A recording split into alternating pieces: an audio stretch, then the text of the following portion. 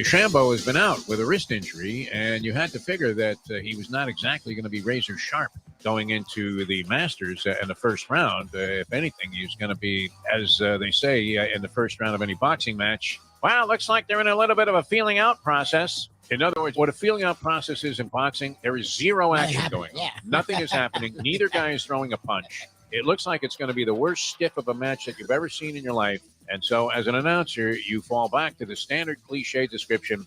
Well, this looks like a little bit of a feeling out process. In other words, you're a lying scumbag, Mr. Announcer. This is the worst fight that you've ever seen, which I had the pleasure of calling the worst fight in history. Yes. And it's documented with over 2.3 million views on YouTube. Isn't that amazing? The time. Wake up with Defo, joined by Lubie. Welcome to the Defo Show.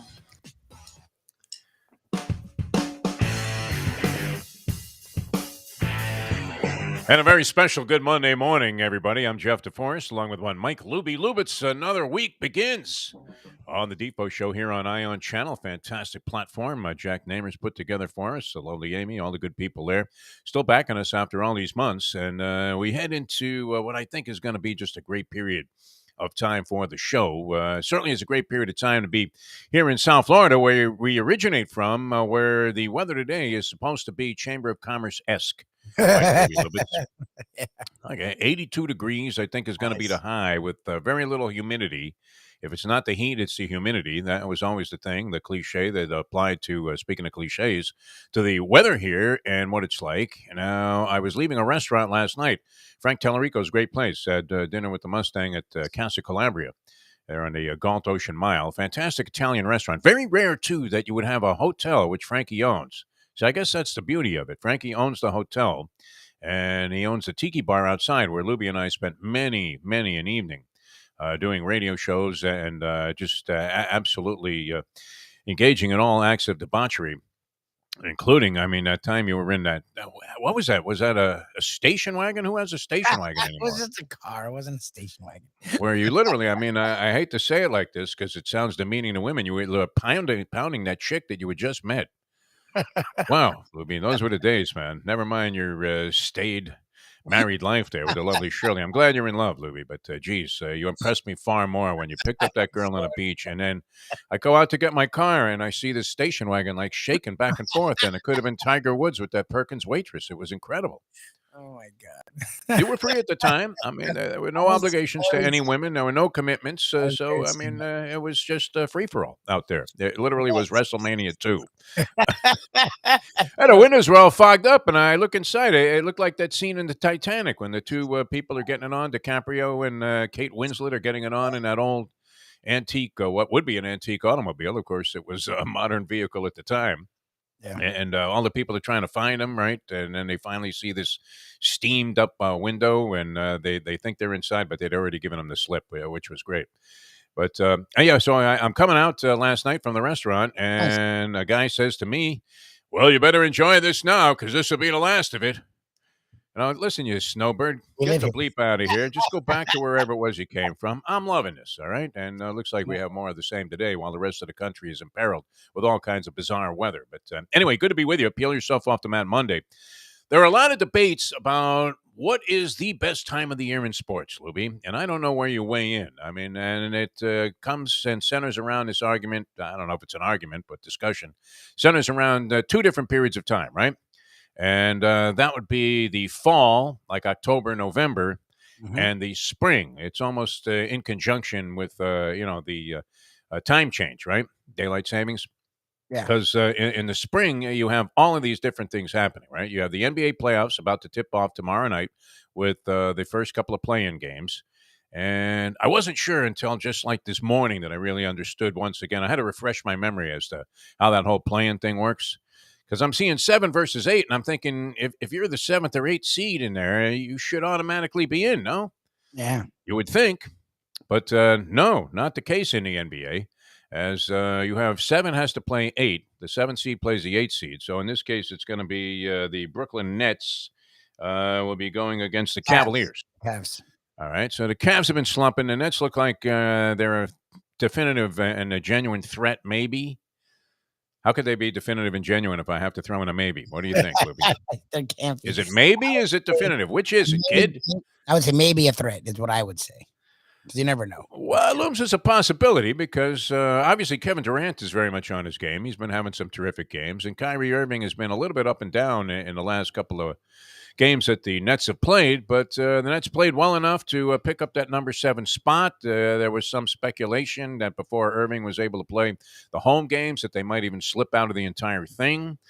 With Kyrie Irving and Kevin Durant on the floor at the same time, that's going to make opportunities for the other players to rise to the occasion, and some of them actually have been taking advantage of that of late. And so they loom as, I think, can I say, a genuine threat? Yes. As a low-level seed in the NBA, they would loom as one of the bigger threats that you see of teams that are coming out of that category. Now, they have to play against the Cleveland Cavaliers. Cavs have been kind of slumping. Whoever wins that game is going to then have an automatic bid into the playoffs. So it's a one game. You're in there as a 7th seed. Now, Lubie's hoping the Nets win that game so they don't play his beloved Miami Heat. I mean, I'm not lock scared. up the number 1 seed. Yeah. I'm not scared to play tough competition regardless, but it's always nice to get an easy series under your belt, if possible, as a number 1 seed. Like, that's why you earn the number 1 seed, is to try and have nice easy 5-gamer, right? You're up 3-0. You lose the 4th game on the other team's court. Be nice. No big deal, right? Everybody's out partying, they're gambling, they're doing all kinds of crazy stuff, drinking. Spoelstra says, well, you know what? That's contrary to the Heat culture. And they all have a team meeting. UD punches out Jimmy Butler, and they come back and annihilate the team in game number 5. Nice, easy series. Couple of days off before you take on what figures to be a more realistic challenge, unless it is the Nets. I would imagine the Heat would feel pretty comfortable playing the Cavs. The other play-in involves Atlanta and Charlotte. So Charlotte, I know they had their moments this year, but don't seem to be an overwhelming threat at this stage of the season, do they? I mean, they do have LaMelo Ball and some other good players on the team, but I'm not sure they're ready to tangle with the Miami Heat, who played excellent basketball all year long and were particularly sharp down the stretch, with the exception of yesterday's game, which they didn't care about, as they got annihilated by the Orlando Magic, one of the worst teams. Oladipo basketball history? Yeah. Oladipo had 40, and Oladipo almost had a triple-double with 40 points. That's what was weird about that game. Like, yeah, well, I mean, but what does it mean? I mean, Oladipo may not sniff the court during the postseason. That's very possible also, because it was kind of their desire to insert Oladipo back into the lineup that it sort of messed with the chemistry there. It was like putting a little sulfur into the test tube there and shaking it up and going, is it okay to use this? Right? And you'd uncap the thing, and all of a sudden you would have thought like a zillion skunks just decided to raise their tails in the chemistry lab there. And the professor would always get mad, right? Because, okay, who used the sulfur? It was always me. I was going to say. I don't know why I like making sulfur bombs in chemistry class. I wasn't really very good at any other aspect of that particular discipline. Not good at science at all, right? That was not my bag. Science, forget about it. My mother was always telling me, you should have been a doctor. Right. It's like, no, that's the last thing I should have been, Mom. Exactly. Dr. J, maybe, if I could jump a little bit and happen to be a foot taller, that would have been great. But unfortunately, that was not the case. But nonetheless, the play-in comes. The Heat seem to be in a very comfortable position. The rest of the East, wide open. They have a couple of great matchups in the first round. As you have You have the Sixers going against the Raptors, who might prove to be a tough out. And then you have that added little element there where non-vaccinated players, and I guess the Sixers have one key player that isn't vaccinated. It's not Embiid, and it's not Harden, believe it or not. But nonetheless, they can't travel to Canada to play. So that'll be a little bit of a compromise for them. But 76ers playing some good basketball, huh? Joel Embiid, should he not be the MVP? People are talking about Jokic and Jokic, and at the same time, you could make a case for the Greek. Could easily be the MVP. You could have made a case for LeBron James, believe it or not, although he didn't play a lot of games this year. He sat out quite a few games, but nonetheless, I think that I would probably give the vote to Joel Embiid. He really carried the load for the Sixers during 2 different periods of time. First, when they were dealing with the sulking and non-playing Ben Simmons, and then later on with blending in with James Harden. And he led the league in scoring, Lubie, in addition to being just an overwhelming threat when he's on the court. Is he not? Joel Embiid, do you really want to see the Heat take on the 76ers, Embiid and Harden? I don't know. But the Raptors are their first round matchup, a 3 versus 6, fairly significant there. And of course, you have to consider the Celtics were, if not among the hottest teams in basketball from about a third of the season on, as they really rallied to end up in a fairly strong position going into the playoffs. So very interesting. It all gets underway tomorrow. Of course, you have the play-in game in the Western Conference as well, and many people feel like I do that, I don't know, I mean, I almost have a Mike Mayo attitude towards the Phoenix Suns, which is let me see him do it in the postseason again. Yeah, I was gonna say they After got to that, the finals, and yeah. and they were up 2-0. So you would think that's the kind of learning experience you have to get to the top in the NBA. And then also the Western Conference is falling off a cliff. The Lakers don't exist, the Clippers don't exist, the Nuggets are Jokic, whatever we call them, and nobody else. So it's like the Western Conference is sort of the Warriors, to your point, and you kept hammering it home, have been a disaster the last, 2 months. Well, they haven't had Steph Curry. Well, that's the thing. But so now you're going to introduce them into the playoffs. Like, no one really has been consistent outside of the Suns. So they may have a cakewalk where they can build all this team. Suns have been good, no doubt about it. Consistent. I mean, you still have to do it in the postseason, obviously, but they would seem to be an overwhelming favorite to get through the West and take on whoever emerges out of the East, which Lubie is hoping is the Miami Heat. But gets back to the essential question of the day: which is the best time? I don't know that you can really ascribe a 1 and 2 to it, because you had baseball getting started over the weekend, including, and I happen to tune in. I'm glad we're not involved in this over-under with the Miami Marlins this year. And we really applaud the people from Deal Volkswagen, one of our fine sponsors on our radio show. And wow, I mean, they supported this campaign. They made it a lot of fun. Nobody really talks about the Marlins in South Florida on any media platform. And yet we were constantly touting the idea that every game was of just paramount importance. And I think that was a good thing for the team. It was good for the show. It's always good, like this bet we had with Mayo about the first round of the playoffs for the Panthers. I mean, it adds intrigue, and it puts people into the situation where even if they don't have money on it, they get a vicarious thrill by riding along with you. And we made a big deal out of it. I don't know that it was as applauded as much as it should have been by the people that were running our radio station, who had a very adversarial relationship with any team that they carried, which is probably why most of the teams that they carried went to other stations as soon as they had a chance, right? When I signed on for that job, I was thinking, wow, this is great. I remember telling Leslie Visser, I said, wow, I got this thing going. I'm going to have to sell my own advertising, but I think I can make that work. I already have a couple of big-time commitments. And the station carries the Heat, the Dolphins, and the Marlins.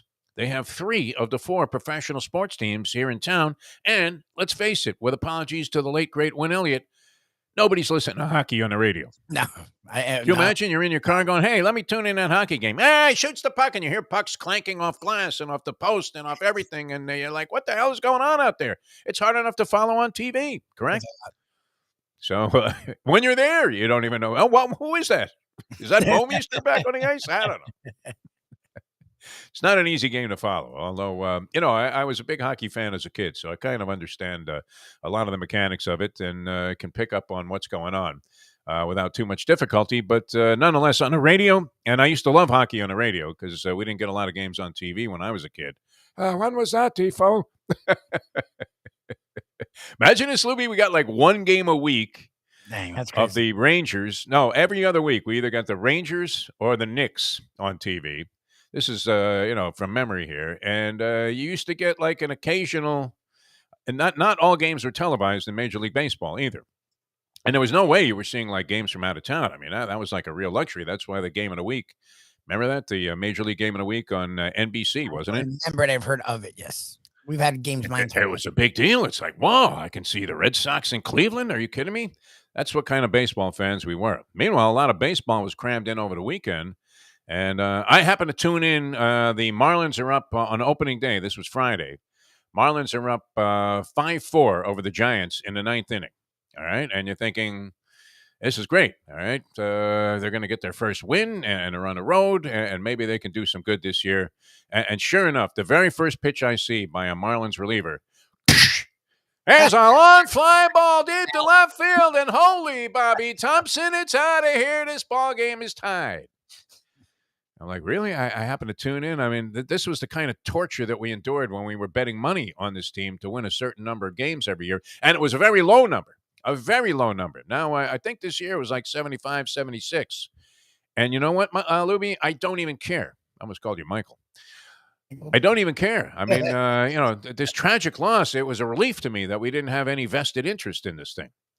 And they did lose that game. They won 1 out of 3 opening up the weekend, and they're not necessarily the greatest of starts, but all one-run games, which the Giants, by the way, Lubie, I bet you didn't know this, they excelled in one-run games last year. Excelled. I think they were like 33 and 18, something like that. Is that good managing, good relief pitching? What is that? One-run games, you win them all. You're not giving away games is what that says to me. Look, they went over 100 games, and it was a West Coast trip to start the season for a young ball club. So I guess you can explain it away. Well, Craig Mish did say, and we had him on last week on Believe, and he's right, this season isn't about more victory. So it's fine the first series to more victory in a way, but they spent some money in the offseason, and now this is like the 4th year of this regime, or 5th year. Like, Kim Ng, it's time, put up or shut up. Like, that's the only problem with that series. It's going one. Well, she's only been there 1 year, so I don't know you can put it on her. It's not on her, but that's what it is. They brought her in to take it to the next level. They brought her in to spend some money, which they did this offseason for the Marlins. And look, that division, they may not win it because it's ridiculous, but compete, be better. That's why the number 76, people think they can win 80 to 85 games. But I don't. But that's what people think. 85 games. I mean, it's 76. If you thought that, Lubie, and the number was 76, then why wouldn't you just take every dime that you have saved since you've been doing this show and put it right on the Marlins on the nose to go over the total this season? I mean, if you really believe that the bookmakers, the line makers were off by 10 games with this team, which they can be, although usually, I mean, the first year we did this, it came down to the final weekend. Yes. And the Marlins were on the road facing the Mets. They needed to win one of their last 2 games to cover the number. And they had to face DeGrom and Syndergaard in back-to-back games. This was Syndergaard before he had the Tommy John. And Syndergaard now, what, with the Angels? Angels. Syndergaard with the Angels, who are off to, I think, a slow start, huh? Ohtani's like 2 for 17, but he's hitting the snot out of the ball. Very interesting, though. So you had baseball starting up. You have the basketball playoffs upon us. I don't know why. I was just reading in one of those This Day in Sports things. You know, I love that stuff for especially the Hialeah Park Trivia Challenge. Go through there, and if I have to come up with some questions, I go right through my whole stockpile of old New York Posts. This Day in Sports. This Day in Sports in like 1930-something, was that like the original year of the NHL? They actually wrapped up the Stanley Cup on this day in sports, right? Wow. So they were done with everything on April 11th. How many more? There are like 30 more games left in the regular season, Lubie, before we get to the postseason in hockey, man. Did they start weird because of COVID? Because usually they are ahead of the NBA by like a week or 2. Yeah, they started on time. I don't know. What kind of scheduling, schmenkdom is this? Where you still have like double figures left in terms of games left in the regular season. The NBA, normally an arduous road into July when it comes to the postseason. They're even set for the playoffs. Okay, so what does Adam Silver have going that Gary Bettman hasn't picked up on? That we don't necessarily want to see the Stanley Cup final contested in the middle of July. Correct? It's a long way to go. But anyway, in a pretty good position there. So you have that, about to be on the horizon here. Still like another couple of weeks of the regular season. NHL, NBA, you got Major League Baseball cranking up. There's always optimism in spring that your team's going to be okay, although that was quickly dashed for me. I'm going to have that ugly vision, and I'm very much into visualization, and I will see that home run going off the bat of the San Francisco Giants hitter the minute I tuned into the game. Right? I mean, I just got the TV on. It was barely coming together, and then all of a sudden, there it is. It is high. It is far. It is gone. I mean, I'm channeling my inner John Sterling here. It is high. It is far. Oh, and it's caught by the second baseman just outside the infield dirt. Well, that's been the big problem for the Marlins. The bullpen. Every time you're like, all right, good. Look at them. And that was the game that they made the mad dash comeback where they were down, and then Jazz Chisholm made a monster home run, and they tied it up, and they got into extras, and then they lost that home run. Was that the former Marlin, Steve Cechek, that got involved in that beanball war with, it wasn't really beanballs, but hit batter thing with the New York Mets? And that was ugliness, right? Mets Nationals to open up the season. Mets, for the first time in a decade, win their first 3 ball games. And they got schmutzed yesterday because of some bad fielding. But it does look like Lindor has woken up. He is part of the new woke society, and he has awakened. During the spring, he had a monster spring, as I recall. He hit a lot of home runs and seemed to be tattooing the ball all over the place because the Mets are really sucking the ball. So that'll be a big deal in New York. It won't be well. It'll be a minor deal here because I would say this, that if you combine probably more Yankee fans here in South Florida than Met fans, but plenty of Met A lot fans. of Met fans. A lot of defected Long Islanders that were in love with the Mets, and of course, anybody from Queens naturally was inclined to be a Met fan because the stadium's right there in your backyard, literally. Yeah, that's my backyard. No, that's the fence. Yeah, Citi Field. But I mean, you would think that there might be combined more interest in the Mets and Yankees here in South Florida than there is in the Marlins. Is that a fair statement, Lubie? Mets, Yankees, they always draw when they come to town. Mets to a lesser degree. The Yankees, of course, only come here, every other leap year? And they play 3 games here, and they're all sold out, and you can't get a ticket. And then the rest of the season, it's you're hearing buzzards inside the stadium, even when the dome is closed. So hopefully, we root for Don Mattingly. So I'm kind of hoping that it turns out to be a much more favorable season, even though this would be the year that we might have been able to cash on the over on 76. So you have all this working, Lubie, and then you had the Masters yesterday, which we'll dive a little more deeply into it with John Conchemi. How about this, Lubie? I had 2 guys, as it turned out. I believe this to be the case because Paul Casey was one of my guys, and he dropped out of the tournament.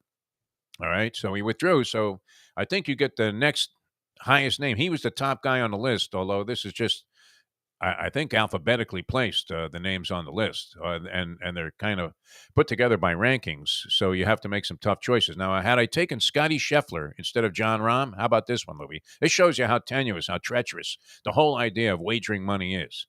And golf is a fascinating bet. Had I taken Scotty Scheffler, the man who was on fire, right?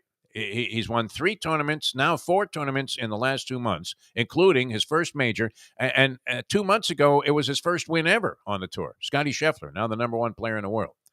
All right, so and I thought I heard somebody on ESPN Sports Center saying that Scheffler was 40-1 to win this thing. Is that possible? Oh my God, that's amazing. How could the number 1 player in the world? But that would be something that would be believable because that's why I've said golf is one of the best bets that you can make. Now you're not going to be right all the time. You only have to be right. If you had Scheffler at 40-1, you could lose the next 39 tournaments and still be even. Yeah. Okay, so there's a chance to make a score there. Now you might have spread it around a little bit.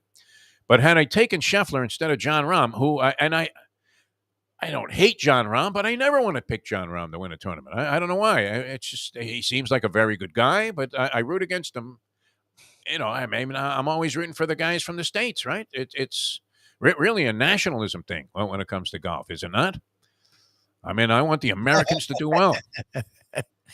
Sure. So, and that was a flip of the coin, right? And I just said, you know what? The guy's so hot that he'll probably tail off a little bit. You can't win every week on the PGA Tour, and Rahm has been, pressing to try and, get the green jacket, and hasn't been able to do it. He's lost his number 1 spot to this Scheffler guy. Maybe he's all fired up. Seems to have the kind of game. Everybody always says that, oh, yeah, he's got the game that's perfectly suited for Augusta National. Bullshit. His game sucks at Augusta National. All of you golf experts, all of you people on the Golf Channel, that you should blow those tapes right out of the files there and make sure nobody ever sees them again. Your 872 hours of pre-Masters analysis was all garbage, my friends. Garbage. So had I taken Scheffler instead of Rahm, I would have had the top 3 guys in the pool, because I did have Shane Lowry as one of those veteran guys. You have to pick between like Westhuizen and Shane Lowry and Schwartzel and all of these nondescript European schminks. And you have to figure that one of them, at the very least, is going to be a factor in these tournaments for what? Into perpetuity? Could Tony Jacklin come back from the grave and be a factor in the Masters? Because there's always a European schmank that ends up there messing up the leaderboard a little bit, because you've overlooked the guy thinking that, okay, it's going to be the usual suspects, right? But McIlroy, with this miraculous round, And he ends up shooting a 64 on a final day to finish 7 under par. Now was never really in a great position to win it unless Scheffler completely fell apart. Scheffler ended up 10 under, but he 4-putted the 18th green from not that far away. This was a guy who was like money the entire tournament. I mean, if he had a little twisting, turning 10-footer, if this putt is slightly offline, it could find its way into a watery grave. Like, what watery grave? What are you talking about? And when did an Englishman take over for Jim Nantz? Nantz and the boys from CBS had to be particularly, just absolutely crestfallen. When Tiger's putter, I mean, now, I did pick up on this, and this is a story we're following, Lubie, and I want you to do a little research on this and get in touch with all of our inside contacts on the PGA Tour. I don't care if you have to call the commissioner. Okay. Was there a movement and a suggestion made by CBS that when Tiger was putting to make the hole bigger? You think they would stop short of that, Lubie? I wouldn't put it past them, would you? When Tiger's putting, the hole suddenly expands. It's like the size of a basket. Yeah. Like a basketball hoop. Right. And he's allowed to roll a marble in there. Like, there's like no way you could miss. Not even I could miss. I don't care. The thing could go this way and that way and all over the place. From 65 feet, here's Tiger. He's made the last 4 of these. Like, what? But we'll check into that, man. We'll get Rinaldi on that. And, if we can ever find Rinaldi again now that he's a big shot. I've never heard I don't think Rinaldi's big timing us. I think I don't know. Is he doing other interviews? Is he have I think his phone number changed. I think his phone number changed. And I don't know how to reach him. That's really his bank account number changed, that's for sure. He's making more money. Yeah, he's doing well. Yeah. Imagine that. He might have left ESPN just when ESPN was ready to lay like any amount of cash on anybody to come there and do some announcing. Did you get a call yet from any of these guys there? No, nothing. No. Come on, Jack. Dangle us in front of ESPN. Maybe they'll buy the whole show. That would be great, right? I have to sign a little paperwork, and the next thing you know, everybody's rich. Be fantastic. So Scheffler wins the thing. I mean, there was no. I guess there was a minor amount of drama going into after 3-4 holes. I guess Scheffler had lost his stroke to par, and this guy Cameron Smith, who was in the final group, the final pairing, and he was 4 shots back to start the day, and he had gotten within 1. And then later, he looked like he was making a little charge, right? This guy, I mean, a funny-looking dude. Seems like a decent character. But he's got, what? Is that a mullet in the back? Mullet, 100% mullet, yep. So you don't know if you're watching the Masters or seeing Dwayne Shinsis come back from the grave to tee it up for the Florida Gators. Good for you, Dwayne Shinsis. Shinsis, one of the great mullets of all time. And he gets to number 12, and he had just birdied 11. So you're thinking, uh-oh, game on. All right, I'm looking for a little drama on the back 9 because that's usually, isn't that the thing? The Masters isn't over till they get to the back 9 on Sunday. And we see juxtaposition all the time. One bad shot, boom, you're out of it. Yep. Scheffler had one. Wow. I mean, how do you make a bogey on this hole, Lubie? You're in the trees, entrenched so deeply in the trees on 18. I mean, he just absolutely shanked one straight to the left.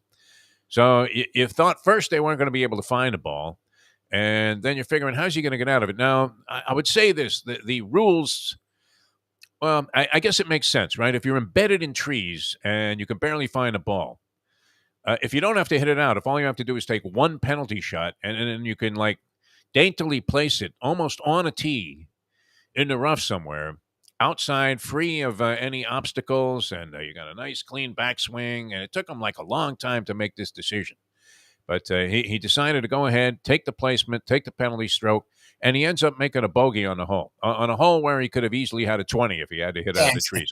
I think the pros should have to hit out of anything, right? Even if they're deeply in the water. They're so good. I don't care. They should have to scuba dive down there and find a way to launch the ball out of whatever it is, even if it's dead center lake. Just in the... But, I mean, we were talking about this with John Kajemi last week, and it'd be good to have John on today because, there was a lot of, conversation about this whole thing, naturally stimulated by the presence of one Tiger Woods, who went back-to-back 78-78. Now, how do you feel about the fact that he's already announced he's going to continue playing? I mean, he was right there. He took 36 putts on Saturday to shoot a 78, which is abysmal, not even at best. It's just flat out abysmal. anything used to what we are accustomed to seeing from one Tiger Woods around the green.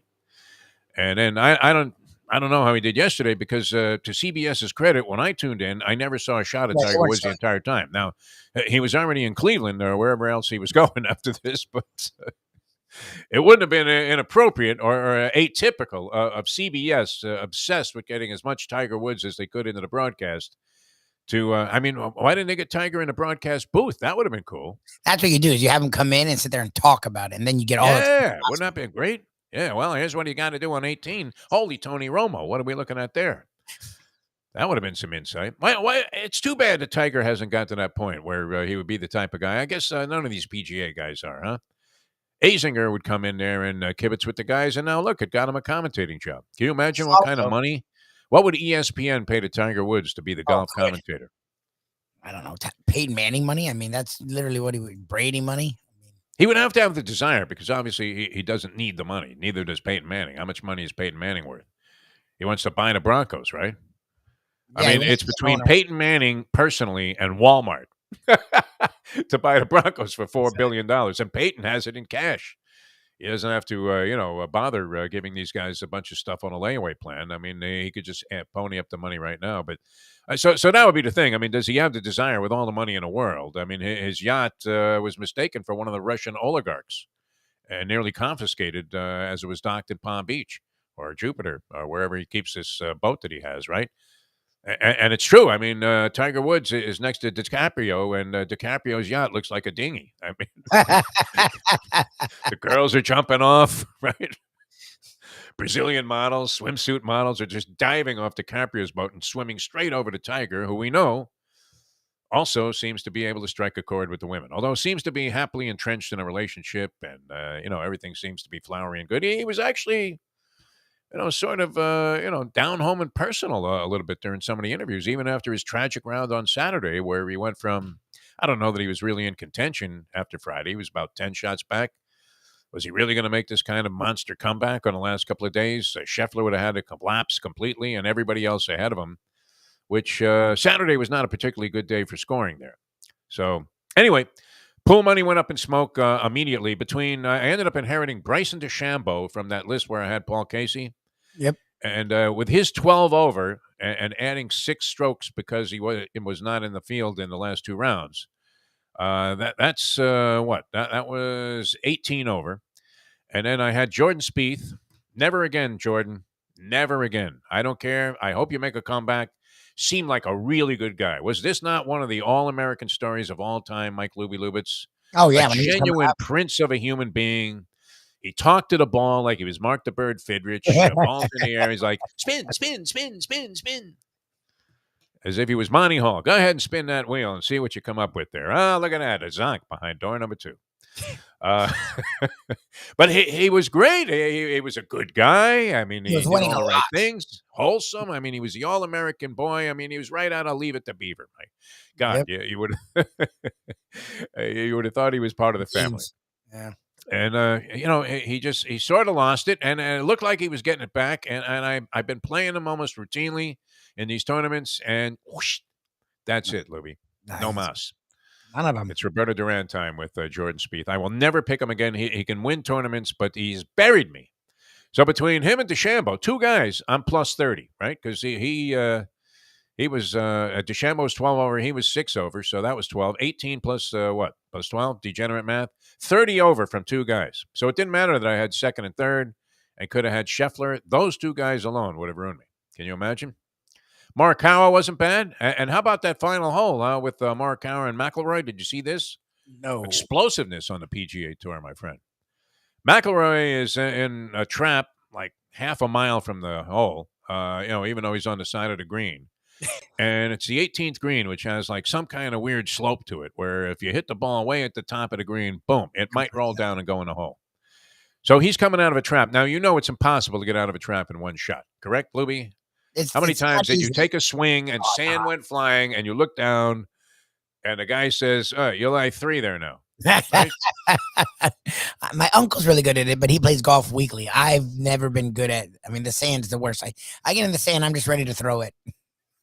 There was a brief period of time, a very brief period of time, where I had received for free an Alien Wedge from somebody because I talked about it a lot because I love the commercial with Jerry Pate, the Alien Wedge.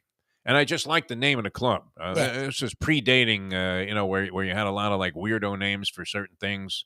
But this was the Alien Wedge, and it really looked like a waffle iron, like something that you would have picked up at a Waffle House. When they threw like the utensils that were no longer any good, it looked like a waffle iron on a stick. Okay, didn't look like any other sand wedge that you would ever seen before in any golf shop. You would not find the Alien Wedge in any pro shops. Sold only on TV.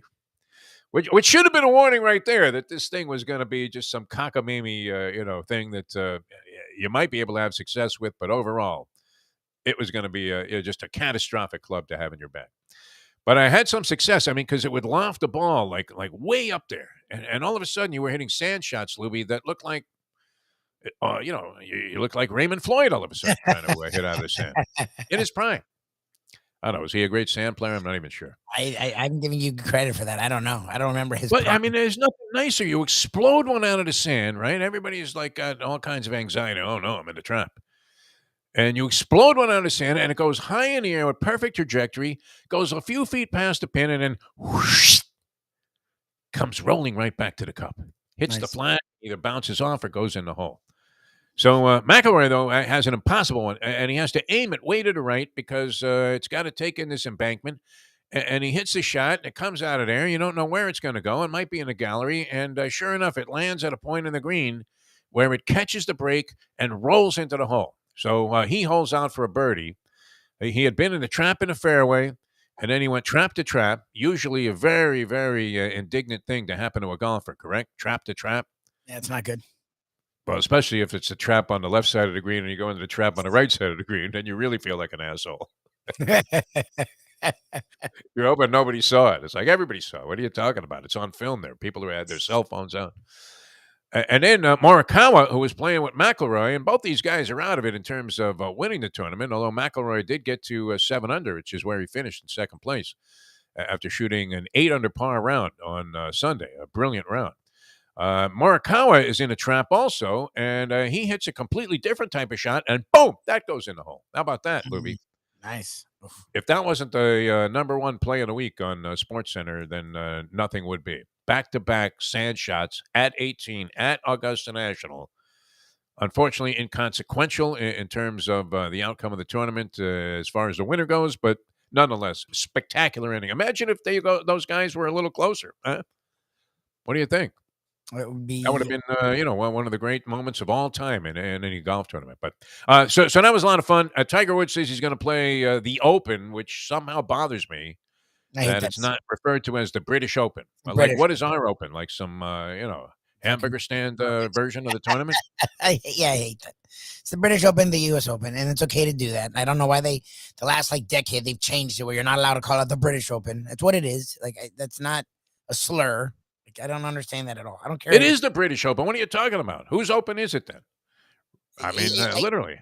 Tunisia's? I don't know. I mean, it's the British Open. Are they saying we have the U.S. Open? I mean, so why aren't we just the Open also? It's semantics, all BS, but, nonetheless, it's golf. It's that pseudo-intellectual world that they have going there. Yes, it's a pity. He's not going to be able to get his entry in the Open. Okay. Everything's a pity over there. Do you notice that? It's like Charles fucking Dickens. Unbelievable. Everything is a pity. And it's a pity these poor guys have to go out there and beg for a living. Yeah, right. Anyway, so he's going to play there, and people are like, he really looks like he's finished. He should retire. Oh, what the hell? If the guy wants to play, let him play. He made the cut. That was pretty good. Look, he made the cut, and he played 4 days, so good for him. One thing is, a lot of people I saw, and I didn't get to watch much Sunday. I saw a little bit, but whenever I saw, they didn't show Tiger, to their credit. But whenever people saw him playing Sunday, he looked like he was laboring. That's one. Yes. You would. I mean, it was his first tournament in 2 years. He was ready to die, this guy. What are you talking about? And his post was interesting. The first half sounds like he's just, I had a good time. Good job, Scotty Schefter. And the end was like, it was a great run. And I was like, okay, yes, you could just be talking about this in the fact that he made the cut and he hung around for 2.5 days. But also a lot of us like me are like, yeah, it was a great run. All right. What else do you Well, have? you know my song I often reference here, and I believe Roberta Flack had a version of the song, although people have disputed this with me. Trying to get that feeling again, right? Is the name of the song. All right, so think about this. When you saw the massive galleries, and now they're following Scheffler and Cameron Smith in the final group. But okay, so those guys go through like 15. They're the final group. And you're looking around, the gallery around the hole there, and it looks like there's 20,000 people there. You would think the Yankees were in Game 7 of the World Series. Now, all of those people start to, whoosh their way towards 16, and then, those people. So by the time it's done, I mean, there's this surging mob, like it was pictured when Tiger was coming down 18 in 2019. I'm starting to sound like Jim Nantz here on the show, am I not? Mr. Golf. Well, when Tiger was coming down 18 in 2019. Hello, friends. No, but remember, what was the thing about that scene? The people just, insane. coming together and meshing together by the thousands as they followed him up. That feeling must be something, huh? I mean, so for a couple of rounds, Tiger was sort of in the mix there, was he not?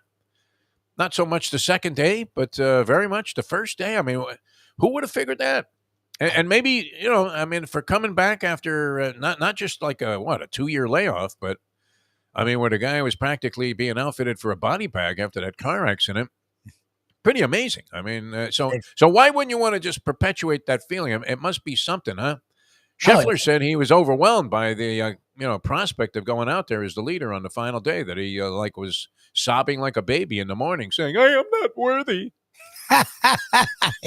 All of a sudden, he turned into Jimmy Swaggart. This cat, the epitome of calm. All they talked about the entire tournament, it was really very, very interesting. Was like, well, this man's the epitome of calm, which he appeared to be. And then he tells you after the tournament when he won it that he was a complete, just a train wreck in the morning, that his wife had to talk him off the fetal position that he was in as, okay, Scotty, time to go. So interesting, the entire prospect. But so Tiger's still on board. He says he's going to play the Open, the British Open, if you will, and the PGA possibly also. And I don't know that we'll see him in the Poulon Weed Eater Westchester Classic. Probably won't be doing the little tournaments, no. But if he can keep doing the majors and hang around, then I guess that for him is success. I mean, he just likes to play. He wants to be there. He enjoys it. So good for him. All right, well, check into this. See if we can find somebody that has inside information about CBS proposing to the PGA that, listen, bigger. This ain't looking so good with Tiger Woods, huh? So can we make the hole bigger when he's putting? Is there a way to do that? Call Hootie. He's not in charge anymore. It's not Hootie anymore. All right, a lot of things to discuss here on the program, man. I mean, this is it. So what do you think? Okay, you have baseball started up for real. All right, it was a little late, but nonetheless, it's in action now. And there were a lot of exciting things going on in Major League Baseball, including what? They had about 1 a.m. last night. The Red Sox and the Yankees concluded a 4-3 game on ESPN with 3 straight guys striking out to end the 9th inning for the Yankees. There you go. Stanton's off to a hot start, but Judge struck out, Stanton struck out, and then this Gallo who, wow, I mean, is there a hole in this guy's bat or what? He's going to stripe like 37 homers and have no other hits this year. in 605 at-bats with like 508 strikeouts. It's going to be awesome. Yankee fans have that to look forward to. I'm sure Harvey will be crying about that tomorrow when he joins us on the show. He's our resident Yankee fanatic, which it's good to have that kind of guy on the program, is it not? Because it represents exactly how insane fans can be. Yankee fan mentality is that, they have an entitlement to the championship, which they haven't won since when? What, 2009? Was that the last one? Yeah, it was the A-Ride year, yeah. I mean, late 2000s, I guess. It's a long time for those guys to go without a championship. We here in South Florida, we can go forever. We're used to it. Every sport. What do we need a championship for? All right, John Kajemi is going to join us in a little while, and that's going to be a lot of fun. We'll go through some more Masters analysis. He was in there the first day. He had a couple of very representative players, and now it's odd that I ended up with like second and third, and literally, I mean, just a stupid. You're stupid. A stupid move. How do you take a guy that this is it in a nutshell. This is the whole degenerate complex. where you take a guy that you never bet on and you root against him because you never have money on the guy, even though he's a very prominent player. And how do you take him this time over the guy that's absolutely on fire? So you thought And about say, Schefter? You actually thought about taking Schefter? of course. How can Oh, you you did? not? I mean, the 'Cause I guy's don't on know. fire. But I just said, you know what? It's kind of like, you see a horse that's won like 2 races in a row. All right. And everybody's, except, maybe at the highest stakes levels where you're talking about like Secretariat and the horse has won like 9 in a row. Very rarely do horses win 3 races in a row, Lubie, because they're usually moving up in caliber of competition or whatever. They peak out one time and then the next time they come out a little bit flat. Have you noticed that a few times when you've been at the track? You could spot it right away. Look at the 7. He looks a little bit flat today. Kind of like we do on a Monday morning. I was going to say, so I feel today. All right, so I'm thinking, as hot as this guy is, I mean, to win 4 tournaments in that short of a span of time, A lot. I mean, that's Tiger Woodsian from years ago. Yep. Big Jack, I mean, stuff like that. Greats of the greats, yep. So I didn't know if he was ready for that, and he didn't know if he was ready for it, but it turns out, unfortunately for me, that he was much more ready for it than John Rahm, who blew a gasket. It wasn't horrible. I mean, he ended up 4 over par, but well off the pace there, 14 strokes back. So that was a 14-stroke mistake right there. But I would have had 1, 2, and 3. I still would have lost, just with Jordan Spieth. Can you imagine? That's crazy. Wow. You do that well and still lose. Lose. I mean, like I would have got destroyed because of DeChambeau and Jordan Spieth being 30 over in tournament pool points there. 30 over par. Wow, unbelievable. All right, so John's going to join us in a little while. This was nice. Did you see this on Facebook? One of our big fans. And I want to say Rosalie. It was saying that they went to Hialeah Park. Rosalinda. Nice. Rosalinda. Yeah. Rosalinda, yeah. And a beautiful fan of the show, and said she went to Hialeah Park just because of our recommendation and to support the Defo show. How great is that? When the fans are rallying behind you, Lubie, that you can't ask for anything more as a host of a program. When the people are saying, you know what, you told me to go to Hialeah Park, and I want to make sure that they do well because I like the show. Nice. That is great tribute. Yeah. So thank you very much for that. Very, very sweet. And I would imagine that she had nothing but a blast there. I don't know. Did she come back with like a lot of money or something? Because Steve Calabro probably he is close to just greeting you at the door and handing you a check. I mean, it's getting like that with the machines there. How great would that be, right? You come to a casino, here's a check. Like you were Joe Garagiola, right? You buy a car, you get a check. You come here. And it seems that way because guys are winning jackpots. People are winning jackpots all the time. So a lot of lucky people leaving Hialeah Park. You're lucky if you go there because you're going to get a great atmosphere. You're going to get a big chance to win. Whether you're a slot player, whether you're Vegas-style games like craps and roulette, you have all of that available to you. Then you have the poker room. And then, of course, now I got buried at a local parimutuel facility. And I'm thinking... that burial would have been a lot more easier to take if I was incurring that at Hialeah Park, because I would have been in a very, very nice atmosphere. That's for sure. Yeah. Okay, so you got the Triple Crown races coming up. All of the prelims are pretty much done. They had all of the last 3, the Wood Memorial, the Bluegrass there at Keeneland, which, some raw weather there the first couple of days of the meet. It was beautiful there yesterday, Lubie, but you haven't experienced this. If you're there on a lousy day, I was talking to a friend of mine, George, on Friday, who I ran into at Sea-Watch across the street, and he said the same thing. Man, if you're there on a raw day, and he goes up there for like a month or 2, he stays in the area, but, he spends the whole 3 weeks there at Keeneland. It's tough to take. So I'd much rather be in Benton Keeneland in the cozy confines there at Hialeah Park in the Champion Simulcasting Room. And all the big prelim races are done for 3-year-olds. So make your plans to be there, especially if you haven't been down to Hialeah for a while. You'll get the vibe as if you were at Churchill for the Kentucky Derby, because that's the kind of history that this place represents and reflects. And it's still the kind of feeling that you get when you walk in the door. There I am again, trying to get that feeling again, Lubie. Yes, sir. Trying to get that feeling again. So while Tiger wasn't able to carry it out all the way through the 4 days, you can do it at Hialeah Park. And always feel like a champion. In the Champion Simulcasting Room, as we say, great food and drink, free parking, all kinds of amenities when you get a player's card. A lot of entitlements come with that, including a generous allotment of free play. And it's all happening at beautiful Hialeah Park. And don't forget about the boxing, right? Henry Revolta got me excited when he was on the show. That was Friday, right? Friday show. We had Henry on a Degenerate Friday. Yes. Might have been last Thursday, but whatever day it was, boxing promoter Henry Revolta, who I owe a great debt of gratitude for always believing in me as a play-by-play announcer. And I got to call a lot of his cards here in South Florida. And you know what? What would be more exciting, Lubie, than sitting ringside with a headset on, channeling my inner Don Dunphy, and sitting there and going, the left, the right, the left, the right. Speaking of fights, Showtime, before we, end this...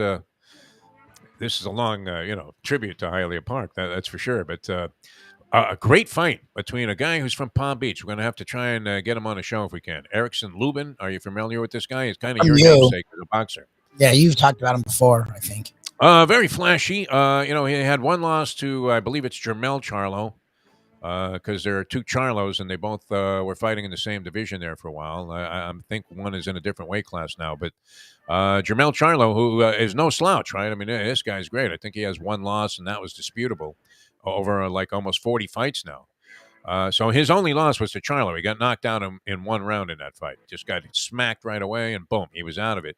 Sometimes you can dismiss that sort of loss, and then he came back, won 6 tough fights. And he's in there against this guy they call the Towering Inferno. This guy's like 6'6", and he weighs 154 pounds. Can you imagine? 6'6", like Chuck Nevitt, man. I mean, as a middleweight, junior middleweight in this case. And these two guys wage a war. Sebastian Fonduro, I believe is the guy's name. Fonduro, something like that. And I've seen him fight before. And, skinny. I mean, the arms are no bigger than a pencil, and yet he packs a wallop, this kid. Nice. That is a great fight. It was on Showtime. They probably replay it sometime this week, or you can just like punch it up there. Now, I guess you don't even have to record stuff. You're almost better off if you don't record a show. Yeah. Because it's easier to find. Yep. Right? Because 60 Minutes last night, by the way, dynamite. Scott Pelley with the Zelensky interview. You know I love Pelley. I mean, Pelley is a modern-day Walter Cronkite to me. I think he's like the best newsman I've ever seen. Good job. Yeah, I like Pelley. Wow. Great job with this Zelensky interview, man. Pelley, just absolutely Zelensky's great. Zelensky well, he was great also, but but Pelley, I mean, too. Nora O'Donnell's got to be just absolutely screaming to her agent today. How did he get that interview when I didn't get it? You think she's that type, like a Katie Couric type? Probably, they all are. Bitching behind the scenes that they didn't get the big get. That's as big a get as you could get, right? I mean, Zelensky, and he goes into like his secret place where he's hanging Pelley in there with lights. You'd think the Russians could find this guy, right? If Pelley managed to go in there with like a CBS truck. I think they know not to. I mean, whatever the restraint America has right now would open the. I mean, the world would literally descend on Russia if they touch the guy. That's the funny thing is everyone assumed he'd be gone. No, Russia knows they can't touch him.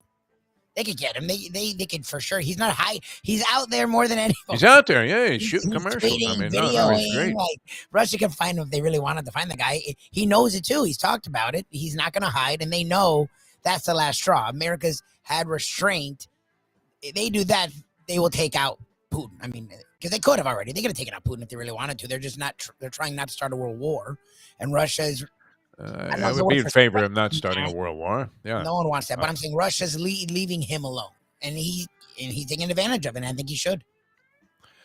Yeah, Pelley. I mean, great job, man. That was really good stuff. Anyway, our recommendation is go to Hialeah Park, win a bunch of money.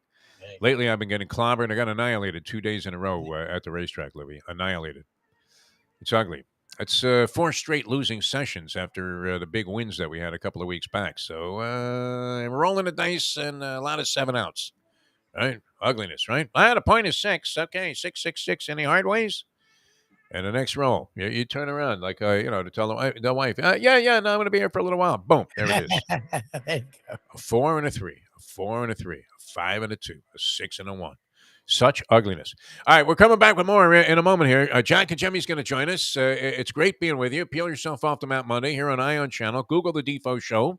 The 5 reasons re-airing of what? What do you send these guys? Like a segment of the show? Well, how do you do this exactly? Our most South Florida-centric discussions. I post each day on 5 reasons, and it does really well. Andy, now that he's hit 65, a little confused, he puts up on the message line that he thought Zelensky might have been at Hialeah Park. Yes, Defo combined a lot of things in that last 10 minutes. Yes, I agree. Hialeah Park is part of the fabric of the conversation. That's the way how. I feel about this whole thing.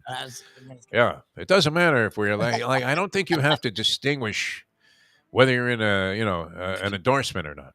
Okay, because it's just part of us, and we respect their loyalty and the loyalty of our fans to just go out there and say, "Hey, we did this for you, Defo and Lubie." How great is that, man? I love it. I think it was great, and I appreciate it. Yeah. All right. We're coming back with more. John Kajemi, what's the word on John? Might be a little bit on the late side today. He'll be on us at 8:15.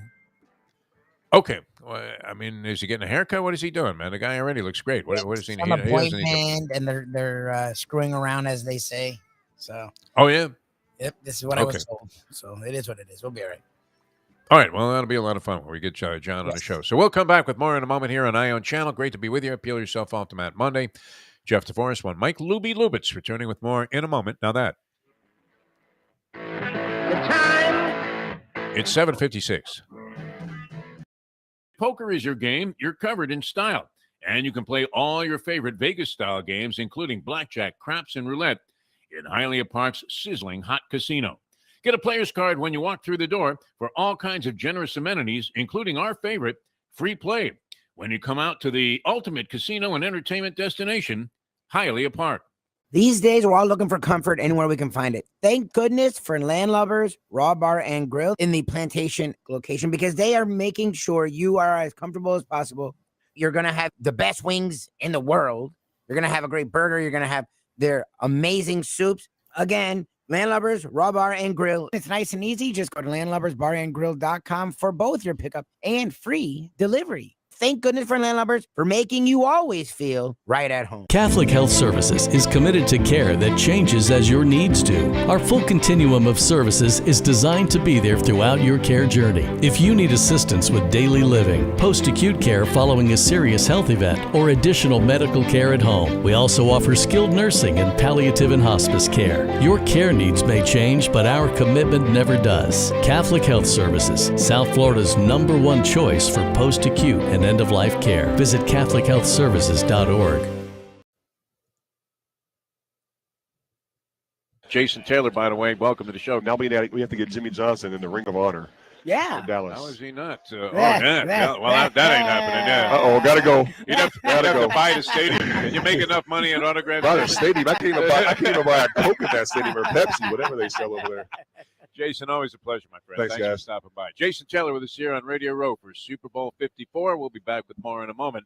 Now that he wins. Oh, I tried to beat you Oh, to do it. it. There. I'm going to let you do Let it. him do it. Okay, back with more in a moment. Now that The time.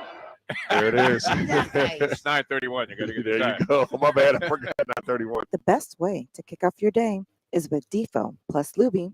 We now return to the Defo Show.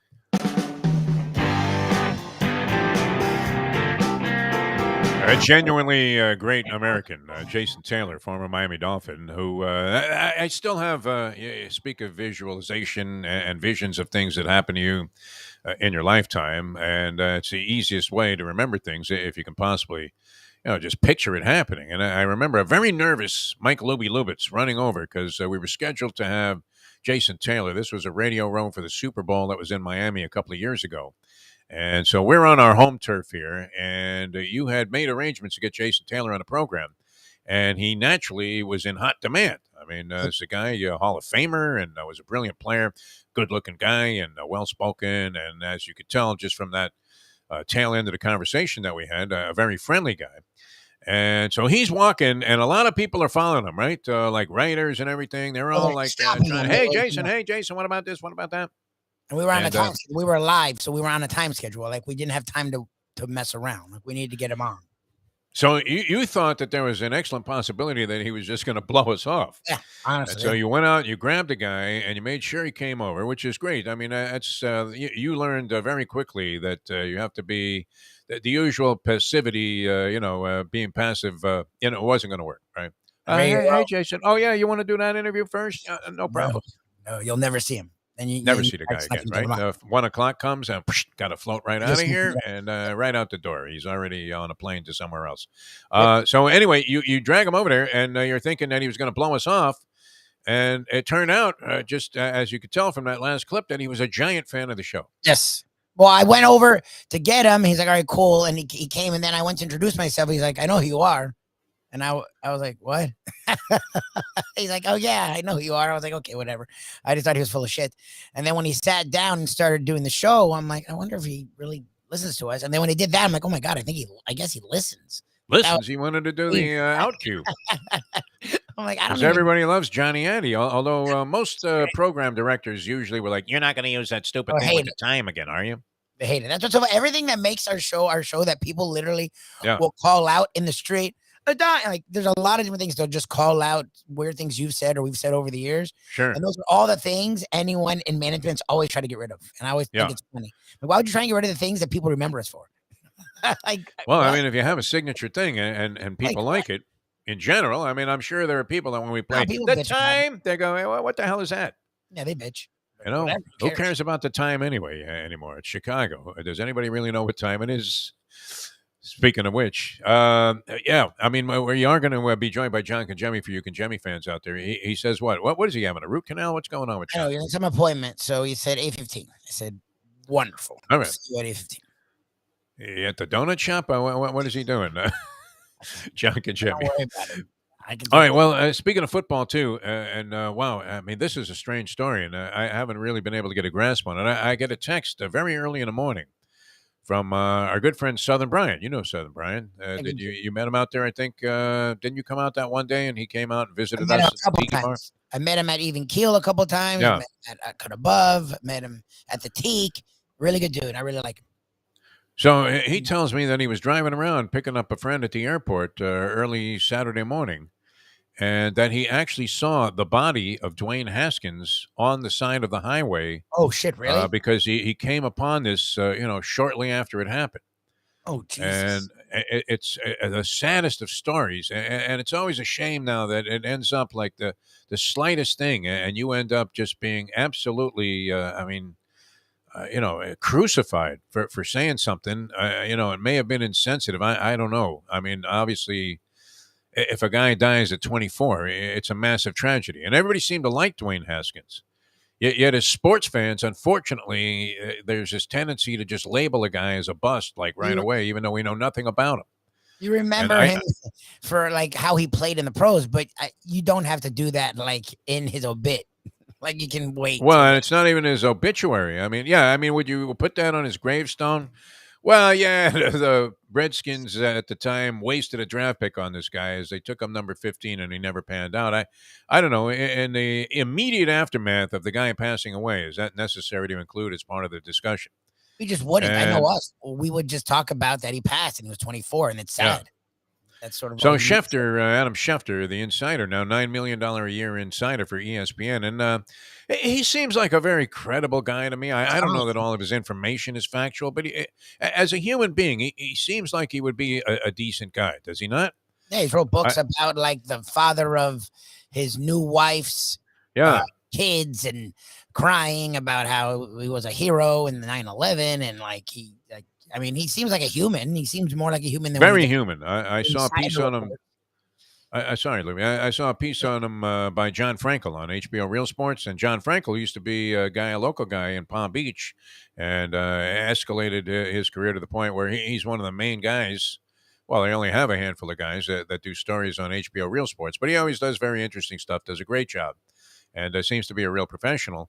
And he did a feature because both he and Adam Schefter share in common that they both married women who had their husbands that they'd already had children with. I'm not sure about Frankel with the children, but I believe this to have been true about Schefter. That they both married women that had husbands perish in 9/11. Yes. And the whole psychological aspect of this, and kind of replacing that gentleman in the home, dealt, all kinds of blows in terms of, exactly what the mental approach was going to be to this whole thing. And so he seemed like a very real, down-to-earth person. I mean, they shared this, and it was a very touching and the moving piece by John Frankel on HBO Real Sports with Adam Schefter. So I tend to believe that he's a well-meaning Fine, yeah. I mean, and passionate, feeling human being. All yeah. right. Now he has a job there, and he's competing with all these other insiders. You don't think Lock and Foreign would like to see Schefter hit by a bus? Well, Rappaport, like- they're all super Right.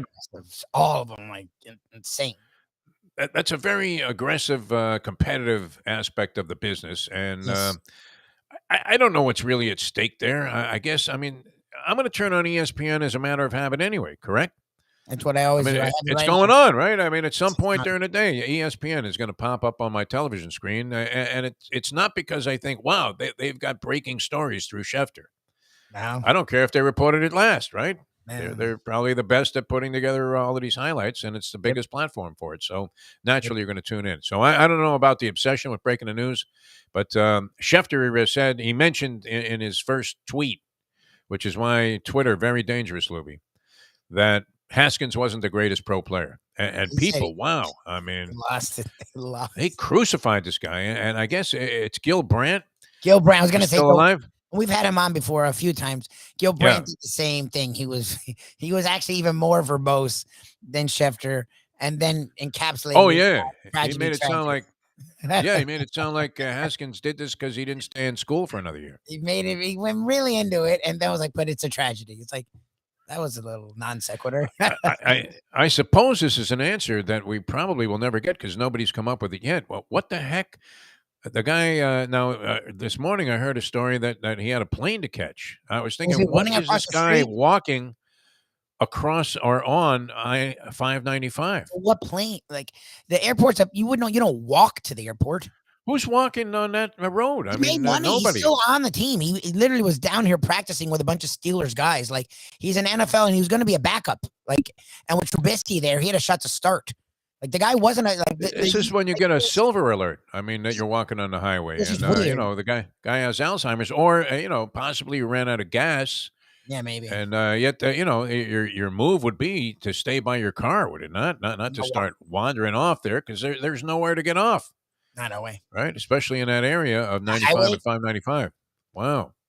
That So sucks. I don't know that we'll ever know what the guy was doing on the highway, Dwayne Haskins. He seemed to be very, very extremely well liked by everybody. Yep. And, so these people that made, kind of disparaging remarks about how he wasn't the greatest ball player, who knows? He might have evolved because, man, he was a hell of a player at Ohio State. There's no doubt about that. And I thought he was going to be a good pro. I really did. No, I did. I'm the one that thought he should have been drafted over Daniel Jones, and I Yeah. was waiting for him to sort of turn it on a little bit. I thought he'd be the eventual quarterback with the Steelers. I hadn't written him off. He's only 24. Like I hadn't Yeah. written him off bust. He just hadn't found his lane yet to me in the NFL.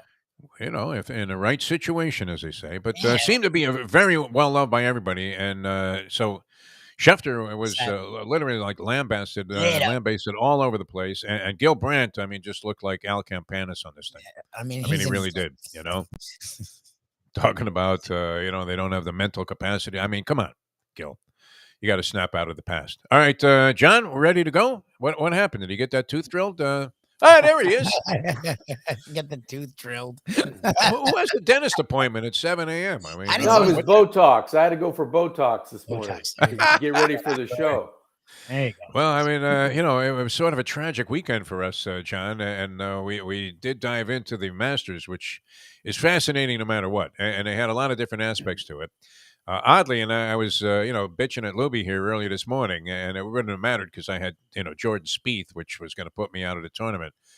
With his, he ended up, by the pool standards with the +6 over the weekend, so he ended up at +12. So that was going to negate any good pick that you had made. But I took Scheffler off because I thought, well, guys don't win like 4 tournaments in a short span like that, especially not first crack at winning a Masters.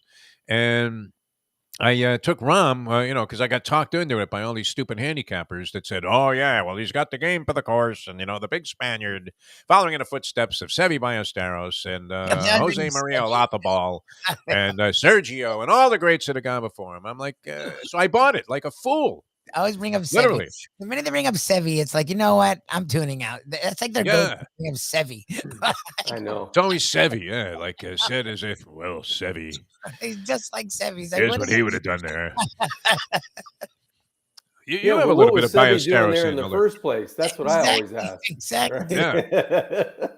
Anyway, so it was a disaster for me because I ended up with like McElroy was second. He played a brilliant round there, 64 on Sunday, the lowest round of the tournament, and a great. I mean, have you ever seen anything as explosive as Morikawa and McElroy on 18? Even That though was they weren't pretty in cool. contention, Yeah.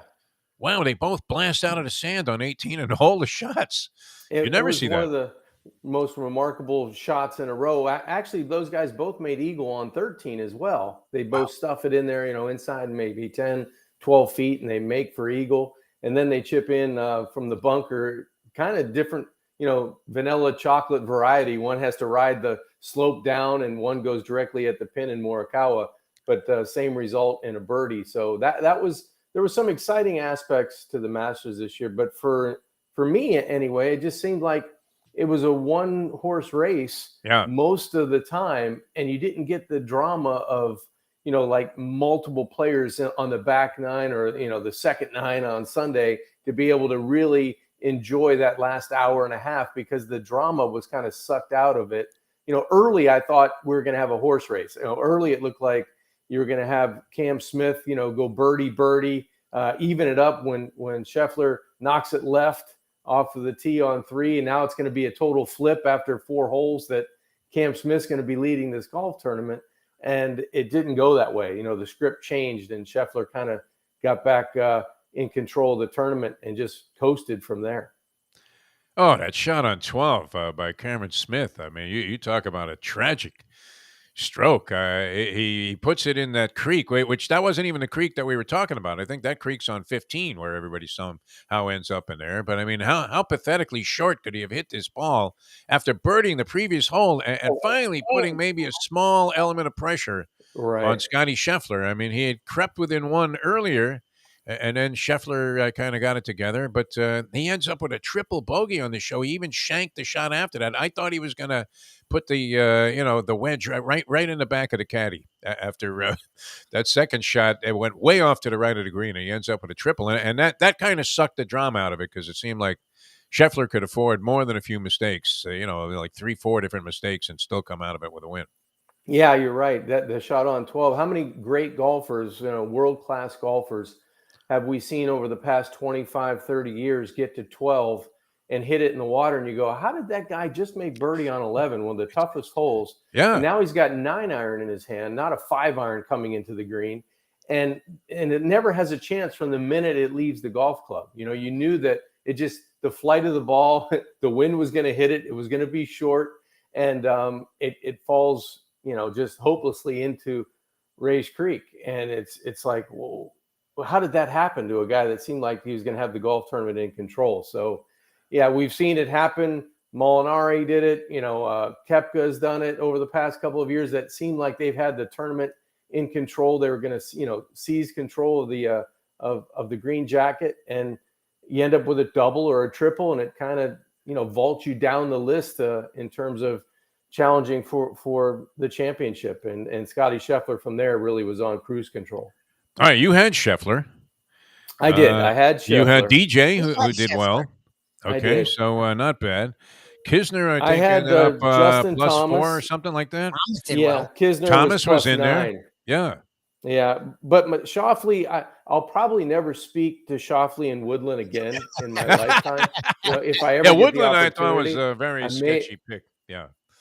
Well, I wanted to go somewhere on that list. I was going to go out of the box because I wanted to be different than everybody. And I was looking at Woodland because he had a couple of really good finishes. I think he had a couple top 10s over the last month. And I figured, well, he's going to turn it on at Augusta maybe. I know he didn't historically play well there, but I figured, let's go with the hotter guys.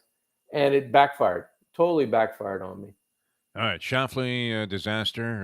Joaquin Neiman was in there. The first day you were looking okay, Jack and Jimmy. You're one of those. I'm one of those 20-1, 25-1 horses that pops the gate. Yeah. Pops the gate and then fades. Yeah, unbelievable. Hamstrings. Yeah. Don't let it bother you, though. See, I don't feel that badly about it because you see how treacherous this is. I'm You have the demoralized, 7 lists. guys. I mean, Guys, I'm demoralized. I you can't. I have to couldn't make sleep for 3 good nights. choices. You Yeah. can't be demoralized. You'll be fine. Couldn't sleep for 3 nights looking at these picks. The Wanted to slightest vomit change in on that thinking, though. sheet every time I looked at it. Well, yeah, I mean, it got cuffed up pretty bad. I mean, now think about this, though, too. If you had Tiger Woods and he makes the cut, you're thinking, wow, man, brilliant pick there.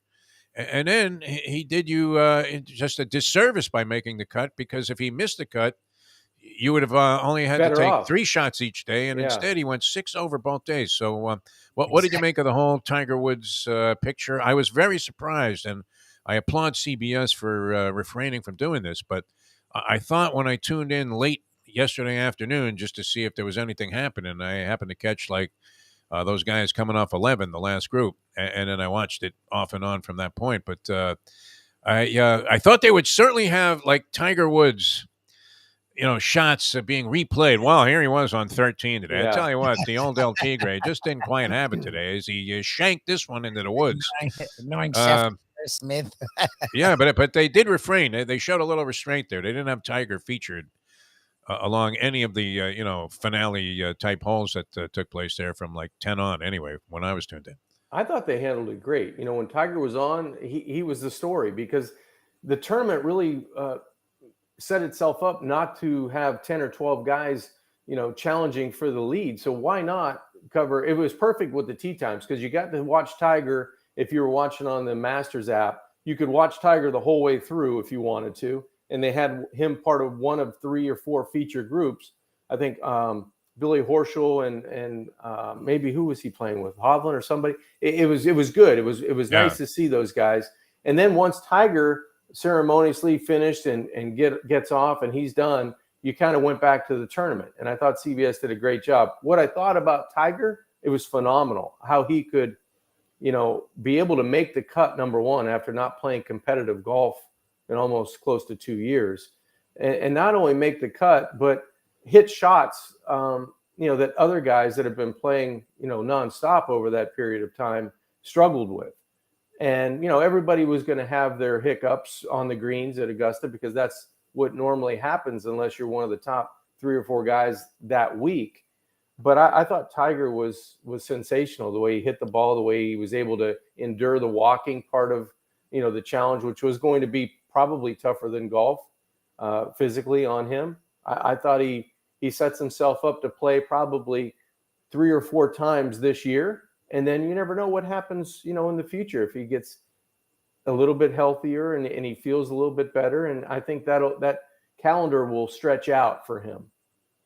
Oh, it was pretty remarkable first couple of days. The CBS executives are very happy. Did you buy into our theory that, and we floated this out there earlier this morning, John, while you were involved in other endeavors, but that CBS had requested after Saturday that they make the hole bigger when Tiger was putting, and he was allowed to have a circumference there of say like 6 feet all the way around. And all of a sudden, it would look like Joel Embiid was putting it done.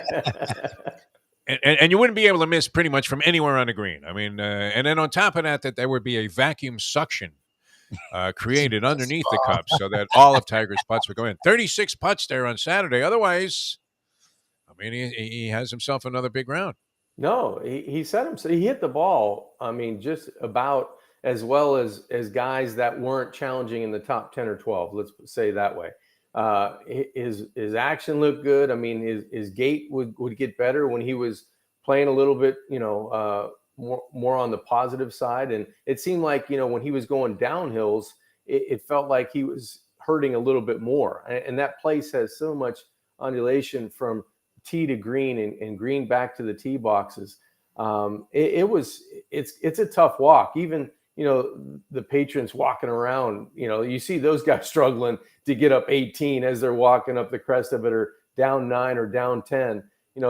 Imagine if you had such a horrific car accident, and you had so much surgery on that leg, and you're at one point not sure if you're going to be able to save that leg. And now 17 or 18 months later, he's playing in the tournament, makes the cut, and is able to, accomplish his goal of playing all 4 rounds. Maybe the score didn't indicate where he wanted to be mentally, but physically he was able to endure that. And I think that was probably the biggest challenge of the entire week leading up to the Masters for Tiger. Make the cut, get through 4 rounds, see how you feel, evaluate. And it sounded like afterwards when he was talking to the European press, I don't know if it was BBC or Sky News or something, he committed to, playing in the Open Championship at the Old Course, his favorite course. So, that ratings will jump through the roof as well. Oh, no doubt, man. I mean, as we said, Tiger passes gas, and whatever restaurant he ate at gets credit for it, and everybody flocks there. It's incredible, the influence that this guy has. It was, good to see. And, the Open coming up, I mean, he always was very prominent there because, what's great about the British Open, and I'm still, a little reluctant to just concede that it is the Open. And it kind of, I don't know, does that diminish the level of quality of the U.S. Open? That this is like the Open, and you're supposed to know it's that crazy thing in Great Britain where, nothing but rain and fog and cold. Now, I would imagine, John Kajemi, being the accomplished golfer that you are, that you've probably played, Danny Boy, maybe a free trip to Ireland or something. Have you played on any of these European links courses? Never got to play in Scotland, but went to Ireland one time. Okay. Yeah, went to Ireland one time and had a great time. I mean, it was totally different than what we see here in the States. Although you could probably go to Whistling Straits out west and Bandon Dunes. Yeah, you could go to those places and that Whistling Straits is for a crazy man. That course is a joke. How they ever had a major tournament there is beyond comprehension. Yeah, but those are the 2 places I think in the United States that really complement what they can create by nature in Scotland or Ireland. I mean, it's different. The wind's always howling. You have to be heavily medicated to go out and play because and especially to be in a gallery. I mean, those people look very pasty to me. Is everybody over in Europe like that pasty looking even in the summertime when this thing is being played? Because I don't know. Looks like they haven't seen the sun in their lifetime. I haven't been there long enough. Well, the sun didn't shine all that much when we were there. We had 1 or 2, quote unquote nice days, which were, it wasn't raining, like sideways in your face, and the wind wasn't blowing 40 miles an hour. You do occasionally get a beautiful day, but if you're there for 6 or 7 days, you're going to get a day where you wouldn't, walk your neighbor's dog that you hate outside, to do anything. It's brutal. It's on one of those days where, the news department sends a sports guy out into the middle of the storm. Yes. To go ahead and tell everybody that it's not safe on the beach, and a jellyfish are flying by his head. You were more likely to see Tiger Woods at Boomers in Boca playing on the windmill hole with his son than you were to see him in the first couple of rounds of the Masters. At least that's the way it appeared. So that was pretty phenomenal. And I love the Open because a shank is a good shot. Yeah. Like a shot that you would normally be embarrassed, like you skull a drive, and it never gets more than 4 feet off the ground. And it just like blazes a trail out there, but it'll roll forever. And then all of a sudden, you're in pretty good shape. And then the other thing is those bunkers, which you need a rope ladder to climb out of. I mean, that's insane. So that's going to be, I mean, imagine Tiger puts one in the sand. Because Lubie had him, he said he looked in that final round like, you remember the show Ironside with Raymond Burr? Yeah. It was like a detective in a... He looked like Peyton Manning going out there for that last Super Bowl win. He said he was laboring. Yeah. I didn't see it. He was laboring. That's what I read throughout different social media platforms. Yeah, the longer it went on, it seemed like the more on Sunday that he had a little bit more of a visible limp, or his gait wasn't exactly the way it was maybe the first couple days. Yeah, looked like Buddy Ebsen out there. Oh God, no! I mean, he definitely looked like he was aging, a little bit throughout the tournament. Although he seemed very gracious, a whole different Tiger. I thought, maybe he even shows up in the booth there and does the last 6 holes with Nance. Can you imagine? I couldn't see him and Faldo doing that. I don't know. That would have been tough. That would have been tough. How cool would that have been? That would have been nice, right? And Tiger Woods coming in and telling you, okay, here's what Scheffler needs to do. That would have been. I thought that one of the cool things too, guys, was when they interviewed John Rahm, who Tiger played with on Sunday. Yeah, he said, "For me, who I never want to see again either." By the way, because I took him over Scheffler. Yeah, yeah. Anyway, I was thinking that, Defo, all weekend. You were talking about that on I think last Wednesday. So stupid. Yeah. Anyway, John Rahm, what he was talking about was he felt like a fan who actually got to play in the tournament because no one cared where John Rahm hit it. All eyes were on Tiger for 18 holes. So he was like, you know what? I got to play. I played pretty well. I got to watch Tiger, and I got to enjoy it as a fan as well because I was, watching his every move, just like, all the fans were, and, every hole cheering for him. You were kind of rooting for the guy to hit good shots and make putts and make birdies to, kind of celebrate him coming back at the Masters, a great venue, success rate for him, 5 Masters championships. So it was cool to see and hear through John Rahm's eyes what the fans were seeing as well. Yeah, there weren't many people, I don't think, that were looking for Tiger's caddy to also be employing scuba gear to help find some of his shots. Because, no, I mean, he acquitted himself very well. I mean, certainly he didn't have anything to prove to anybody. The guy's a great golfer. But had he shot those 278s, I guess, in the first couple of rounds, everybody would have written him off. So, yeah, and that would have been unfortunate. And it will create a lot of excitement when he goes and if he indeed does go on to play in the Open. All right, that was great. There's a tragic story in football I want to touch on with you also, John Conjemi, and then many other things to discuss here on the program. So we will get to all of that as we go Dateline Dolphins with John Conjemi. But, I mean, you know what, if you were looking for something spectacular to do, and I heard people talking about this now because a lot of people are coming around to the idea that it's almost a must-stop. That remember south of the border? I don't know. Did you? Yeah, I do. I remember that. Yes. Right. And you had to stop there because you'd seen like 800 signs, billboards for Pedro. That's right. Pedro says do this, and he says do that, and then so you go in there, and the place actually sucked. You would get a pecan log that you would never eat in a million years, unless you went to south of the border. Get ripped off on some gas, and hope the cops didn't stop you for going 12 miles an hour over the speed limit. And all of a sudden, what became a 10-mile-an-hour zone. But Jimmy Johnson's Big Chill is a must stop at mile marker 104 there on the Overseas Highway in Key Largo.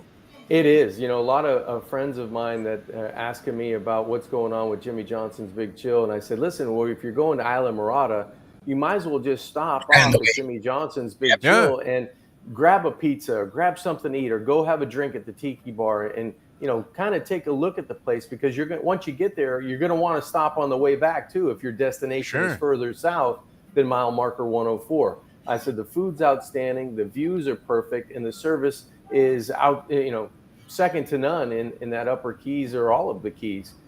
So Jimmy Johnson's Big Chill, it's where we like to stop if we're going down there, but I like to see my brother Dom and see him in his element because he's got 10,000 people going in 10 different directions, and people are just smiles on their faces when they get there, even happier when they get their service and their food and their drinks and get to enjoy the scenery down at Jimmy Johnson's Big Chill. Forget about Alabama Jacks, man. I mean, that whole Cardstown Road thing, man, just straight down Jimmy Johnson's Big Chill. You're going to get... it's great to be known for some conch fritters, but Jimmy Johnson's Big Chill, all the food is absolutely dynamite. Yeah. Great atmosphere, great place to hang. The problem is you may not get to your next destination because you're going to fall in love with Jimmy Johnson's Big Chill. And then you're thinking, all right, well, if I can't get one of the great townhouses that they have available here, which they do have limited accommodations, but they're brilliant. I mean, as elegant as you're ever going to find. I mean, it makes the Ritz-Carlton look like a Motel 6, the rooms that they have there for it. It really does. That's not even an exaggeration. You might not get down Isla Mirada because you're just going to say, hey, what the hell do I need to go any further for? I found my spot right here. It's absolutely fantastic. Jimmy Johnson's Big Chill, mile marker 104, the Overseas Highway. And guess what, John Conjemi? You'll love this. What's up? There has been a Tommy Fox sighting. Oh, nice. That's nice. Nice. He has surfaced from his, world of stocks and bonds. And says that something's happening down there at Jimmy Johnson's Big Chill. So we're looking forward to that as well. All right, more with John Jimmy. We'll get into some football. Dateline Dolphins here with John Jimmy. I'm Jeff Deforrest. He is Mike Lubitz here on Ion Channel. Happy to be here. Google the Defo Show. You can also catch. We usually feature your segment on our 5 Reasons rebroadcast of a portion of the program on Ethan Skolnick's thing. And it's always, it knocks it out of the park in terms of viewers, Sean. You'll be happy to know. You're one popular guy. And back with that, gentleman, in a moment. Now that. The time. It's 8:29. Tony Segreto here. Let me ask you a question. What do you look for when you go out to eat? Good food, obviously, friendly atmosphere, not too loud, but good energy, reasonable prices, and a place where you feel comfortable. You're talking about the Texas Roadhouse. Good for a family, good for a date, or just a night out for yourself, and prices that will make you extremely happy. Their ribs unmatched. Steaks hand cut every day. Everything, and I mean everything, is made on site, including their incredible bread. Trust me when I tell you, Texas Roadhouse, your restaurant, your destination when you say, where should we go and eat tonight? From the newly renovated sports bar to the beautiful bayside views captured at the Tiki Bar, Jimmy Johnson's Big Chill has it all. Located at mile marker 104, the Big Chill also offers waterfront dining while experiencing breathtaking sunset views of the Florida Keys. It's simply the hottest spot in the Keys to cool off. That's Jimmy Johnson's Big Chill at mile marker 104 in Key Largo. For more information, call today at 305-453-9066. Any time of year, things can happen to your home or business, and the insurance company can be your friend, but they also can be your enemy. Horizon Public Adjusters, Justina Testa, are here for you to help this process go so much easier. 7 to 10 times more money recovered with a public adjuster than if you went on your own. If there's no recovery, there's no fee. Before you call your insurance company, call Horizon Public Adjusters and Justina Testa at 954-809-8752. State Line Dolphins with John Congemi, and that's brought to you by Jimmy Johnson's Big Chill in the Keys, and we're looking very much forward to doing some broadcasts there. I think we're going to head down there like once a month during the football season. I have to ask you this, and feel free to, not necessarily spill the beans from a personal standpoint to your good friend Dan Marino. Does he experience, or did he ever experience nightmares about handing the ball off to Kareem Abdul-Jabbar that one year when Jimmy insisted on running the ball on every play? And it was always, the announcer, I think it was Ron St. John, was a stadium announcer back then, and you could hear him say, hand off to Kareem Abdul-Jabbar, gain of 1, 2nd and 9. Hand off to Kareem Abdul-Jabbar, gain of 1, 3rd and 8. Did he ever talk about that? No, he's never really talked about that, Defo. But you're right. I think they did have that on loop at whatever the stadium was called at the time. It was 1 yard every time. And it was a generous 1 yard they were giving statistically. Enjoy your trip to work with lots of laughs thanks to Defo and Lubie. Now on the Defo Show. Probably get slapped for this, but Stevie Wonder saw more daylight than Kareem Abdul-Jabbar did when he was trying to run for that 1 yard. I mean, it was great, too, because he would get tackled at the line of scrimmage. And then, just by the nature of falling forward, he would get credit for the 1 yard. Welcome back to the show, Defo Show here on Ion Channel. And we got Mike Lubitz there in box number 1. And then the handsome one, the easy one to pick out, is John Congemi, who joins us for Dateline Dolphins. All right, so I saw a post on, I think when I woke up on Saturday, I see a thing on Facebook. Somebody had put up, big Steeler fan that we know, the lovely Kat. And she's paying tribute to Dwayne Haskins. And I'm thinking, Dwayne Haskins, what happened to Dwayne Haskins? So, we find out that he passed away, that he was hit by a dump truck on 595. Early in the morning, and then I get a text from a friend of mine, Southern Brian, and he says that he was driving to the airport, or either was leaving or coming, and I'm not sure because it sounded like this happened west of 95. So if he was headed for the airport, and this is a Pittsburgh story now also, John Congemi, but the accident, I mean, you can't imagine. What was this guy doing walking on the highway? Somebody speculated that he had a plane out of here to go to Pittsburgh. He was training down here with some guys from the Steelers, and for whatever reason was going to fly back. It seems odd that you would be on foot on 595 at any time. I guess, your car could have broken down and maybe you didn't have a cell phone, or you were waiting around and thinking nobody's going to come, so I'm going to try and walk somewhere, which would not be a good move, obviously. But what would have a guy? I mean, you're thinking of some guy wandering around with Alzheimer's, or some person that just had lost their mind on drugs. And this was a very well-grounded individual, and I suppose we may never know that answer what he was doing there. But what was your reaction? Because my friend texted me that he drove by this thing and saw like the body on the highway, and I thought, oh my God, this poor guy was like 24 years old. What the heck? What happened there? I mean, a very mysterious story. Totally shocked and surprised. I got, the alert comes on your phone and you read what happened, and you're kind of, scratching your head going, how could he be walking on 595? First of all. So I guess we're going to have to wait and see, when the reports come out. But immediately I thought, okay, maybe his car broke down. But if his car broke down, where was it? Where was the car? I don't know. And if it did, why wouldn't you just call one of your friends that you've been with, for the past, I don't know, week, working out down here? Say, hey, I'm here on 595 next to 95 or wherever that location is, and I need some help. I'm just going to kind of, try to get to a safe spot and not kind of walking across, I guess, lanes of traffic to get to where you're going. So tragic situation. Young kid, just could not even fathom that. I still have goosebumps when I look down at my phone and I saw that. I was like, how, why? You ask yourself all these questions, but your heart goes out to his family and his loved ones that he leaves behind. And it just it seemed like a situation that could have, that's a 1 in 1 million chance of something like that happening, but it happened to him, unfortunately, and he passes away, which was a tragedy in itself. Yeah, and I'm confused a little bit as to the location, because it sounded to me like this happened west of I-95, which for the unfamiliar with the area here, the airport obviously is east of 95. So you're wondering what would he be doing there now? If nobody could have driven him to this point. He said, "Hey, wait, the airport's the other way. I got to get out."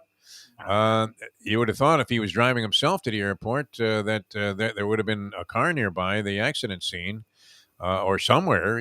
They would have found one, no matter how far he had walked. And nobody just walks onto a highway, right? I mean, have you ever found yourself inclined to go, hey, look, there's the entrance ramp to 95. I think I'll just walk up there and take a jog. I mean, nobody's walking on the highway here.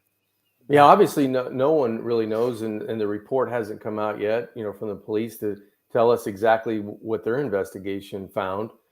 It's hard to put pieces together of the puzzle of how he got there, why he left, wherever he broke down from or was dropped off from, or however that situation falls out, and then how he ended up on the highway, trying to get to, I guess, the airport. So until that official report and investigation comes out, we're not going to know exactly how to piece it together. But the most important thing is that, you kind of embrace that situation in terms of how tragic it is, and how sorry you feel for the people that were close to Dwayne and his family, and obviously for him, just that, he had his whole life ahead of him and seemed to be in a good spot in Pittsburgh, where he was embraced by his team, his coaching staff, and that's why he was down here, to work out with his teammates, his receivers, his fellow quarterbacks, and to kind of get that offseason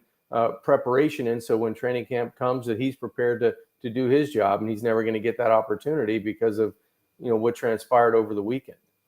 I mean, I wouldn't have ruled it out. It's funny how quick we are to condemn a sports figure.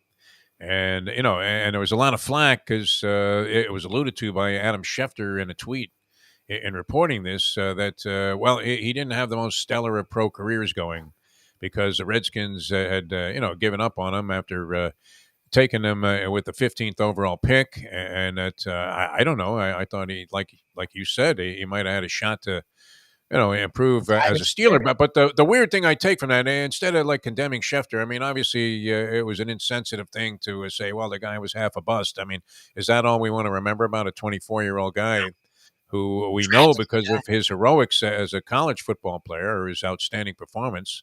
And, unfortunately, his pro career didn't exactly take right off, but it's possible he could have easily improved, or maybe he would have been just an average to, sort of secondary consideration as a quarterback in the league. But we forget that the guy's a person.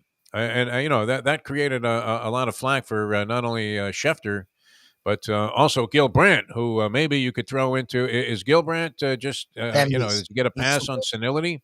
He's super old. Because, what he had to say, I don't know if you caught the comments there, was that, geez, this might not have happened if he had stayed in school like I recommended, because he wasn't really ready to go to the pros, as if, he went out there and deliberately got himself hit by a truck. Oh, he's 90. Gil Brandt's actually 90 years old. 90, Yeah. okay. And he's But 20. it's weird. What did you make of all of that? Because the thing that I took away from it was, wow, we're just so quick to put a label on somebody that's involved in sports, and even if it's true, it's kind of weird to judge a guy's life and what he was as a person just by the fact that maybe he didn't satisfy your desires, to fill the quarterback needs of the Washington Redskins. Yeah, I think people lose sight of the sensitivity to what really occurred, and they jump right to they jump over a couple of paragraphs to get to the meat of the story of what they want to say, instead of just reporting on what actually happened. I mean, there was no need to know about anything else about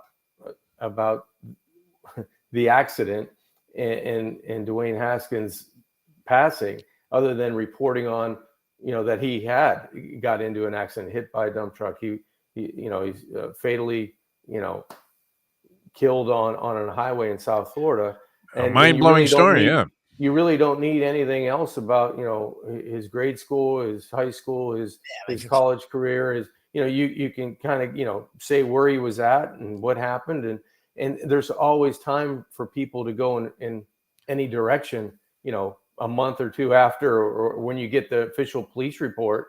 But now you're just reporting on what actually happened. And I think our society kind of takes us there because they need to break the story. They need to be first with this. They need to make a name for themselves to justify what they're doing, in terms of nobody really cares at the end of the day. You're just trying to figure out why it happened, how it happened. And that's what the story is, I think.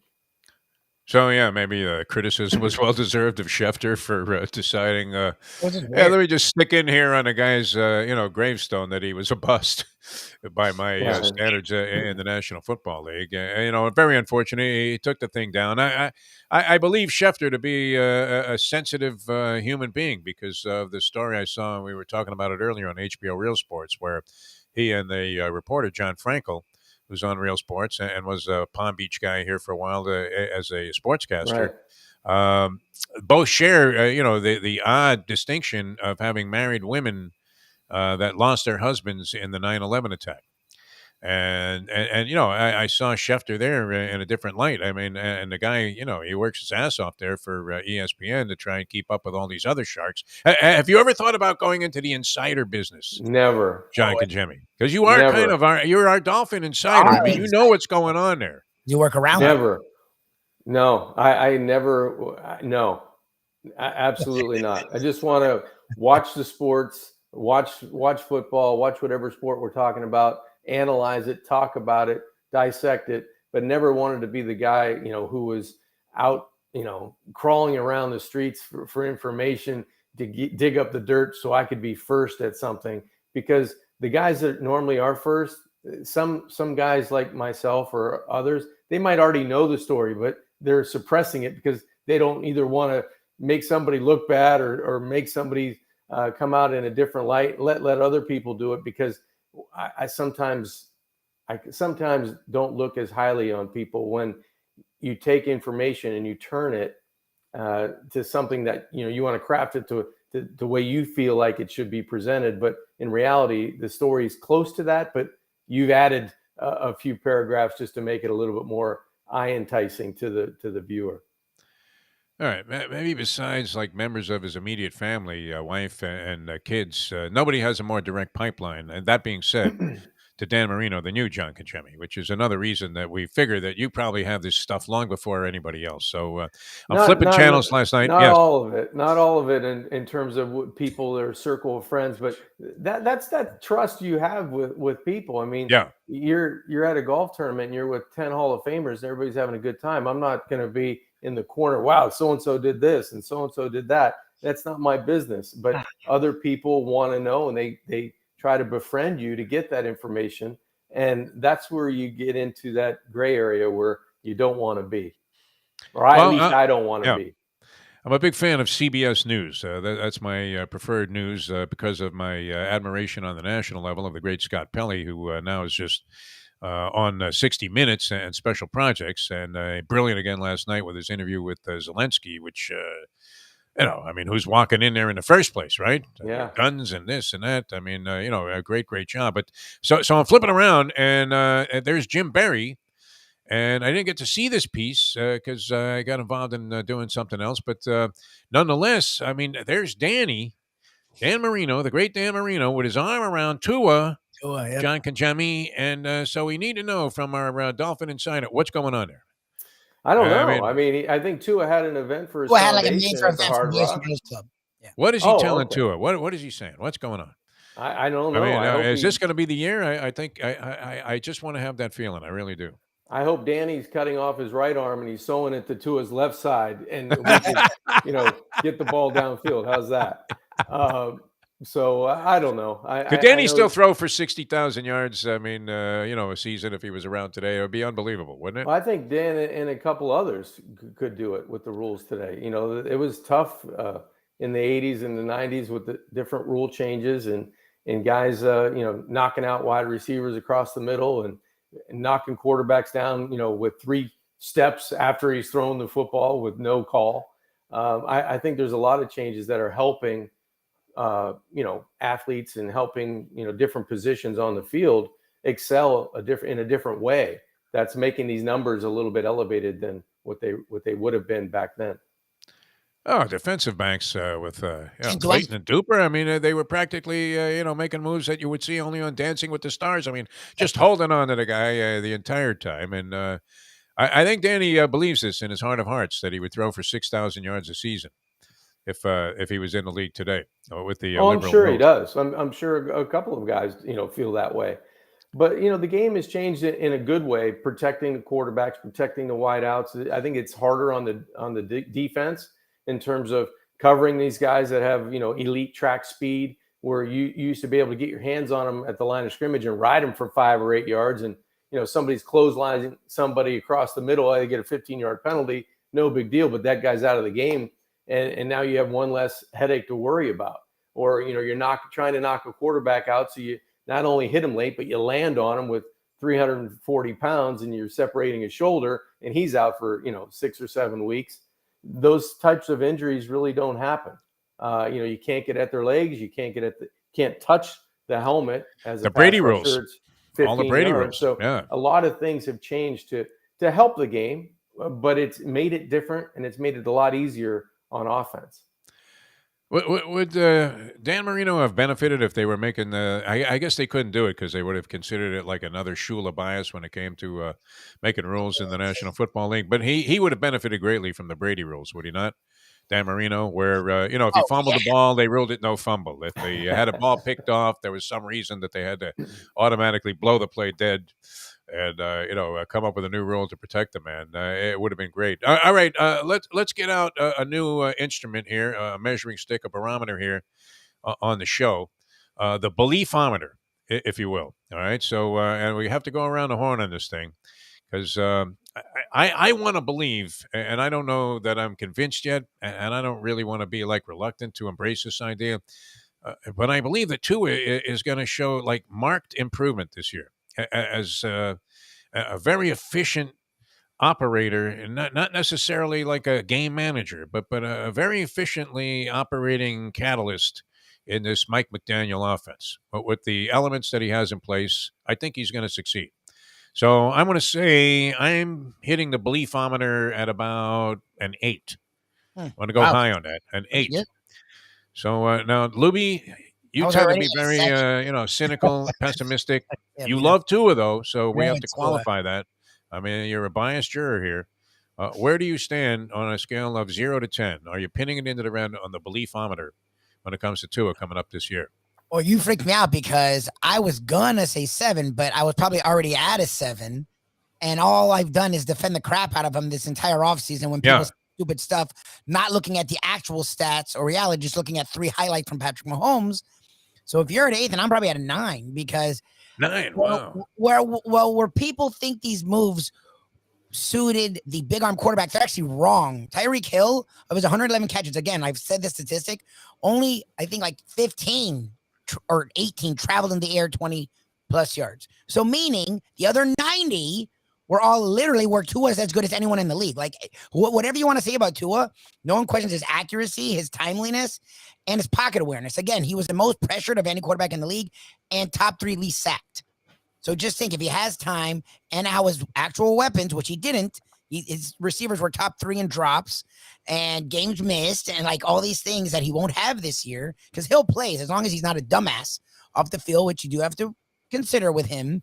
He plays like he's on the field. Waddle plays. He's on the field.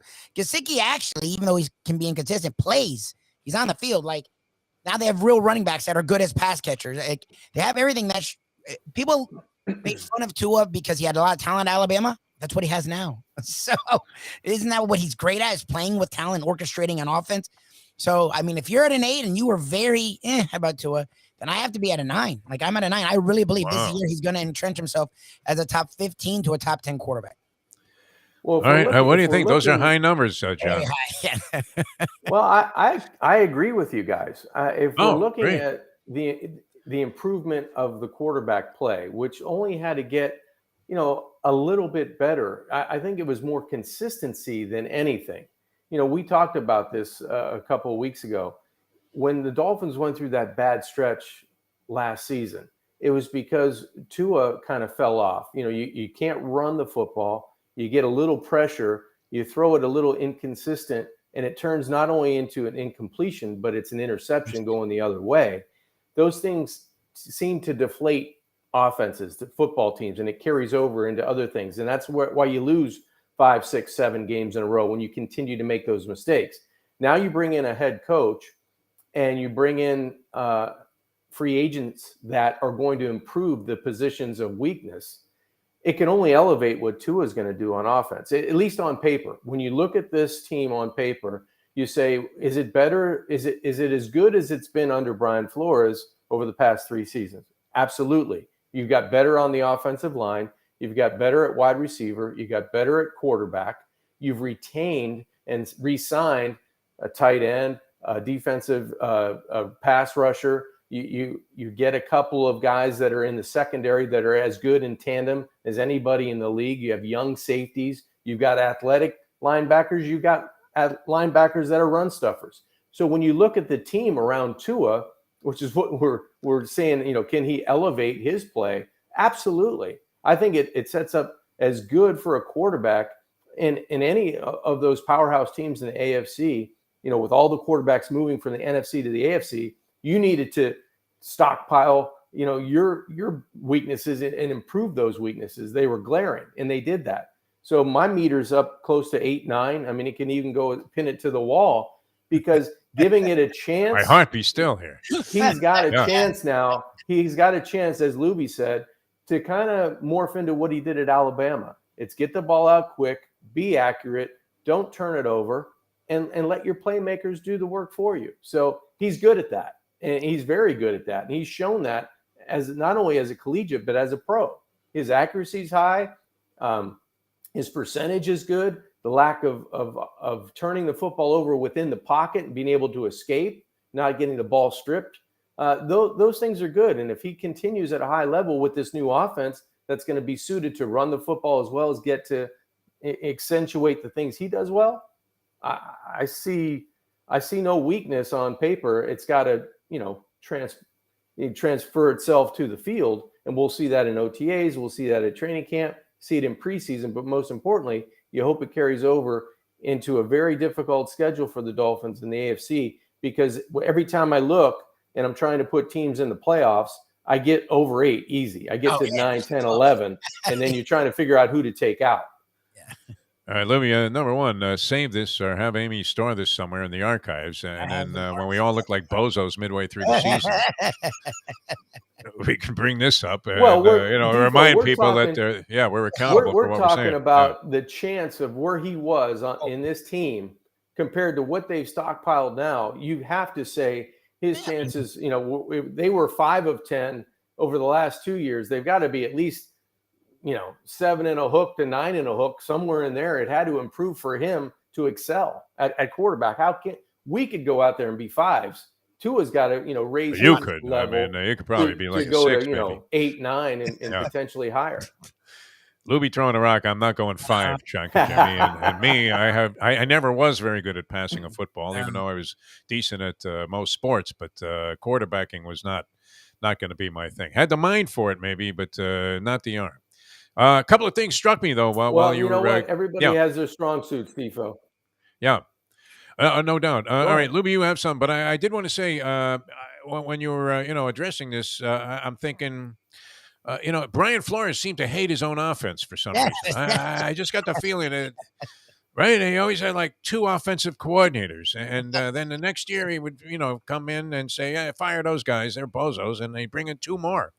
And he just seemed to be. And the surprising thing is, and I heard this stat, I guess it to be, somewhat accurate, that the Dolphins were among the higher scoring teams in the league, even though we thought their offense sucked.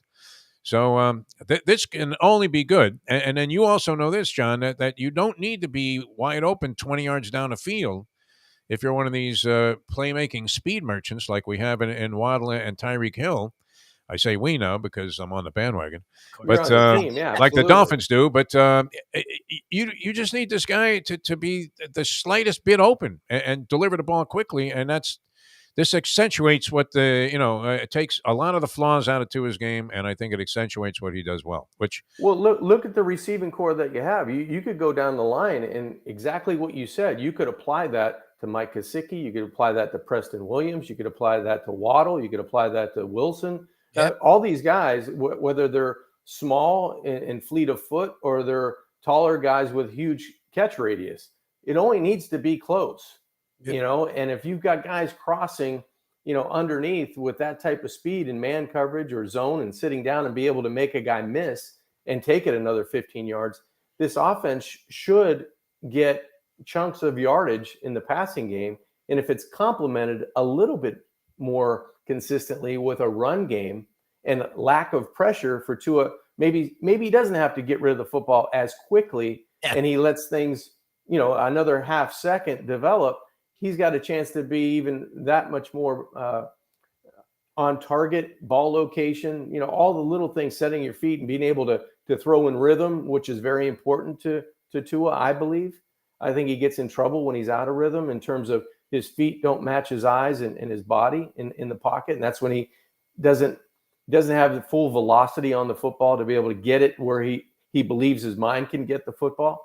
So a lot of those things are kind of, piggyback on each other. And I think the Dolphins have improved around him so much that it's going to be better for him in all those areas.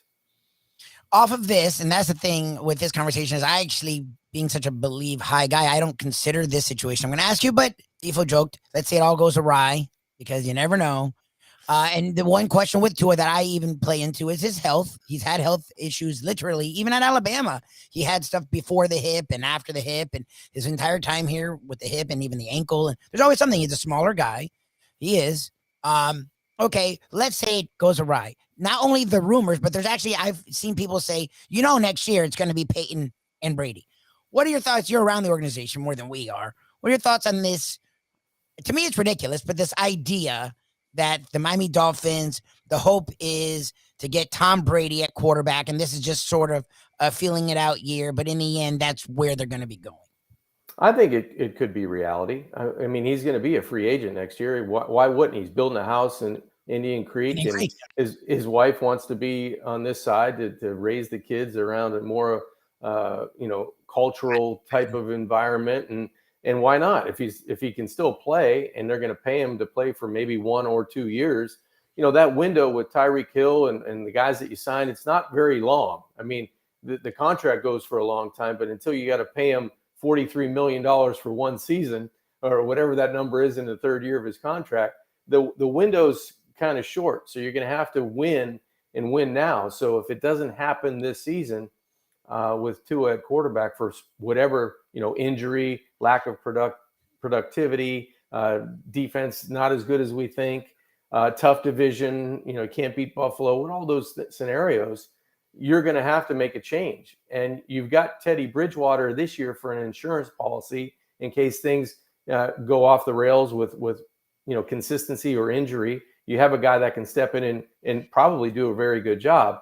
But I think that's not out of the realm of possibility of having Brady come in for 1 or 2 seasons. If he gets through this next season healthy and he's a free agent, why not play in your backyard where you're going to, put stakes in as your home residence? Should be playing by then in the backyard at Indian Creek there, right on the water with the kids. I mean, You come would on. think so. Throwing a ball to Giselle. I mean, here he is at 52. Can you believe this guy? What a physical specimen. Hey, he Tom Brady. doesn't play like he's 44 or 45 or whatever he is. He doesn't I guess play he's going to that be way. 45 this year. You're So, 45. It's annoying. yeah. Well, I mean, 45. Today's 45 is what? Yesterday's 35. So 28.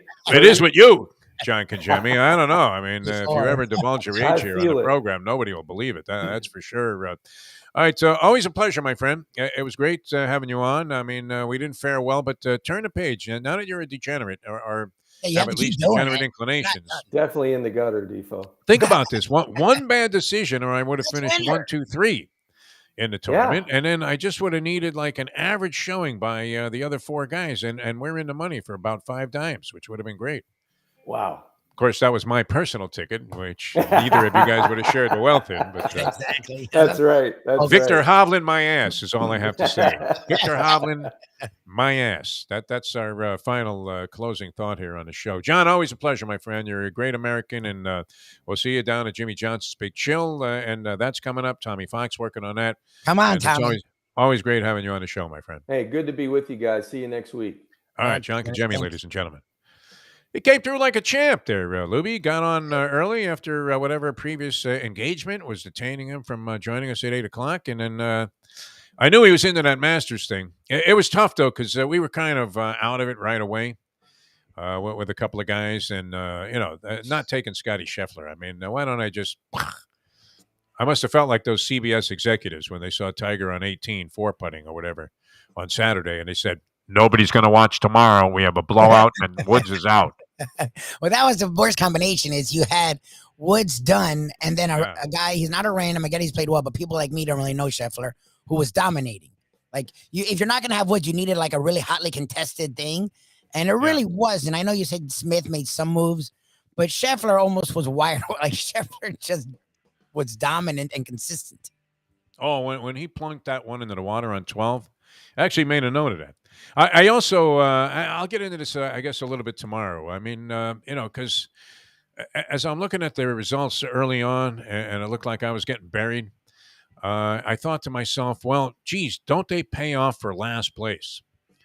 Right? There's always a payment in these kind of pools for the person that finishes last. They usually get their money back. I don't know if there's any like profit motive in this, but I mean, can you imagine, just going out of your way like Stephen Ross did to try and play for last place in anything, getting into this whole tanking thing?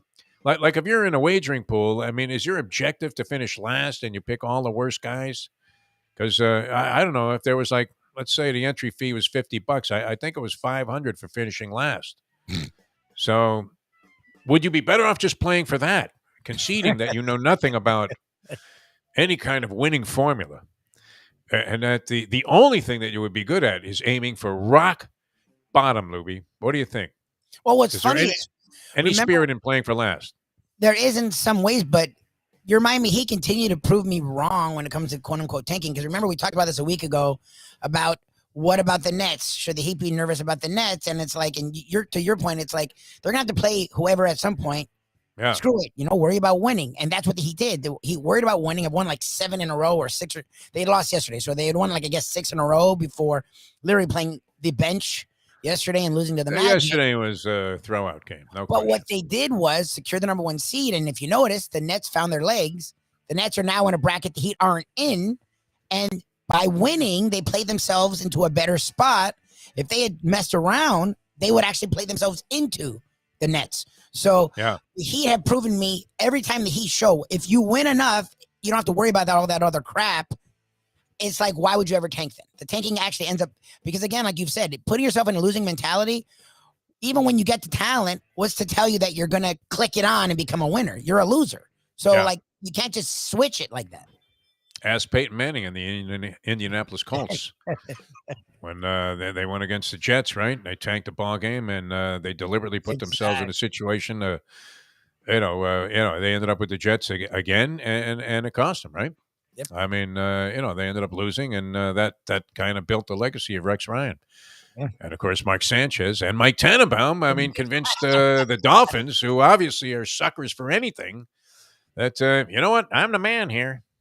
You're the man. It just buried a franchise like permanently. They have never recovered from the Tannenbaum years of the New York Jets. Never recovered. They're worse today than they were even when he was there. Unbelievable. Yeah, and the Dolphins have had to do everything they can to Dolphins, scrambling. They had to tank.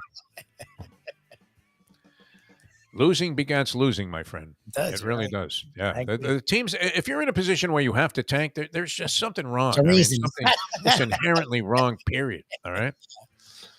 Okay, we have to go. It's great being with you. We'll do it again tomorrow. We'll have Harvey fetching about the Yankees losing last night to the Red Sox. And I don't know if they play tonight. I'm going to assume no.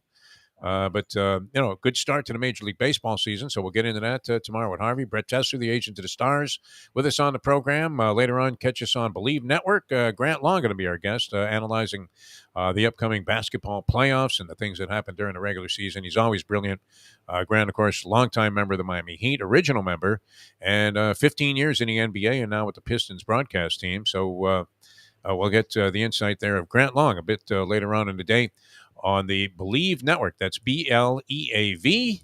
And I'm sure you'll be posting up John Kajemi's Dateline Dolphins segment there on 5 Reasons Sports Network. So we'll see you tomorrow here on Ion Channel. Google the Defo Show. You want to catch any of the previous programs. Thanks so much, everybody, for not only tuning in, but as we said, going out and embracing our sponsors, in this case, the Great Hialeah Park.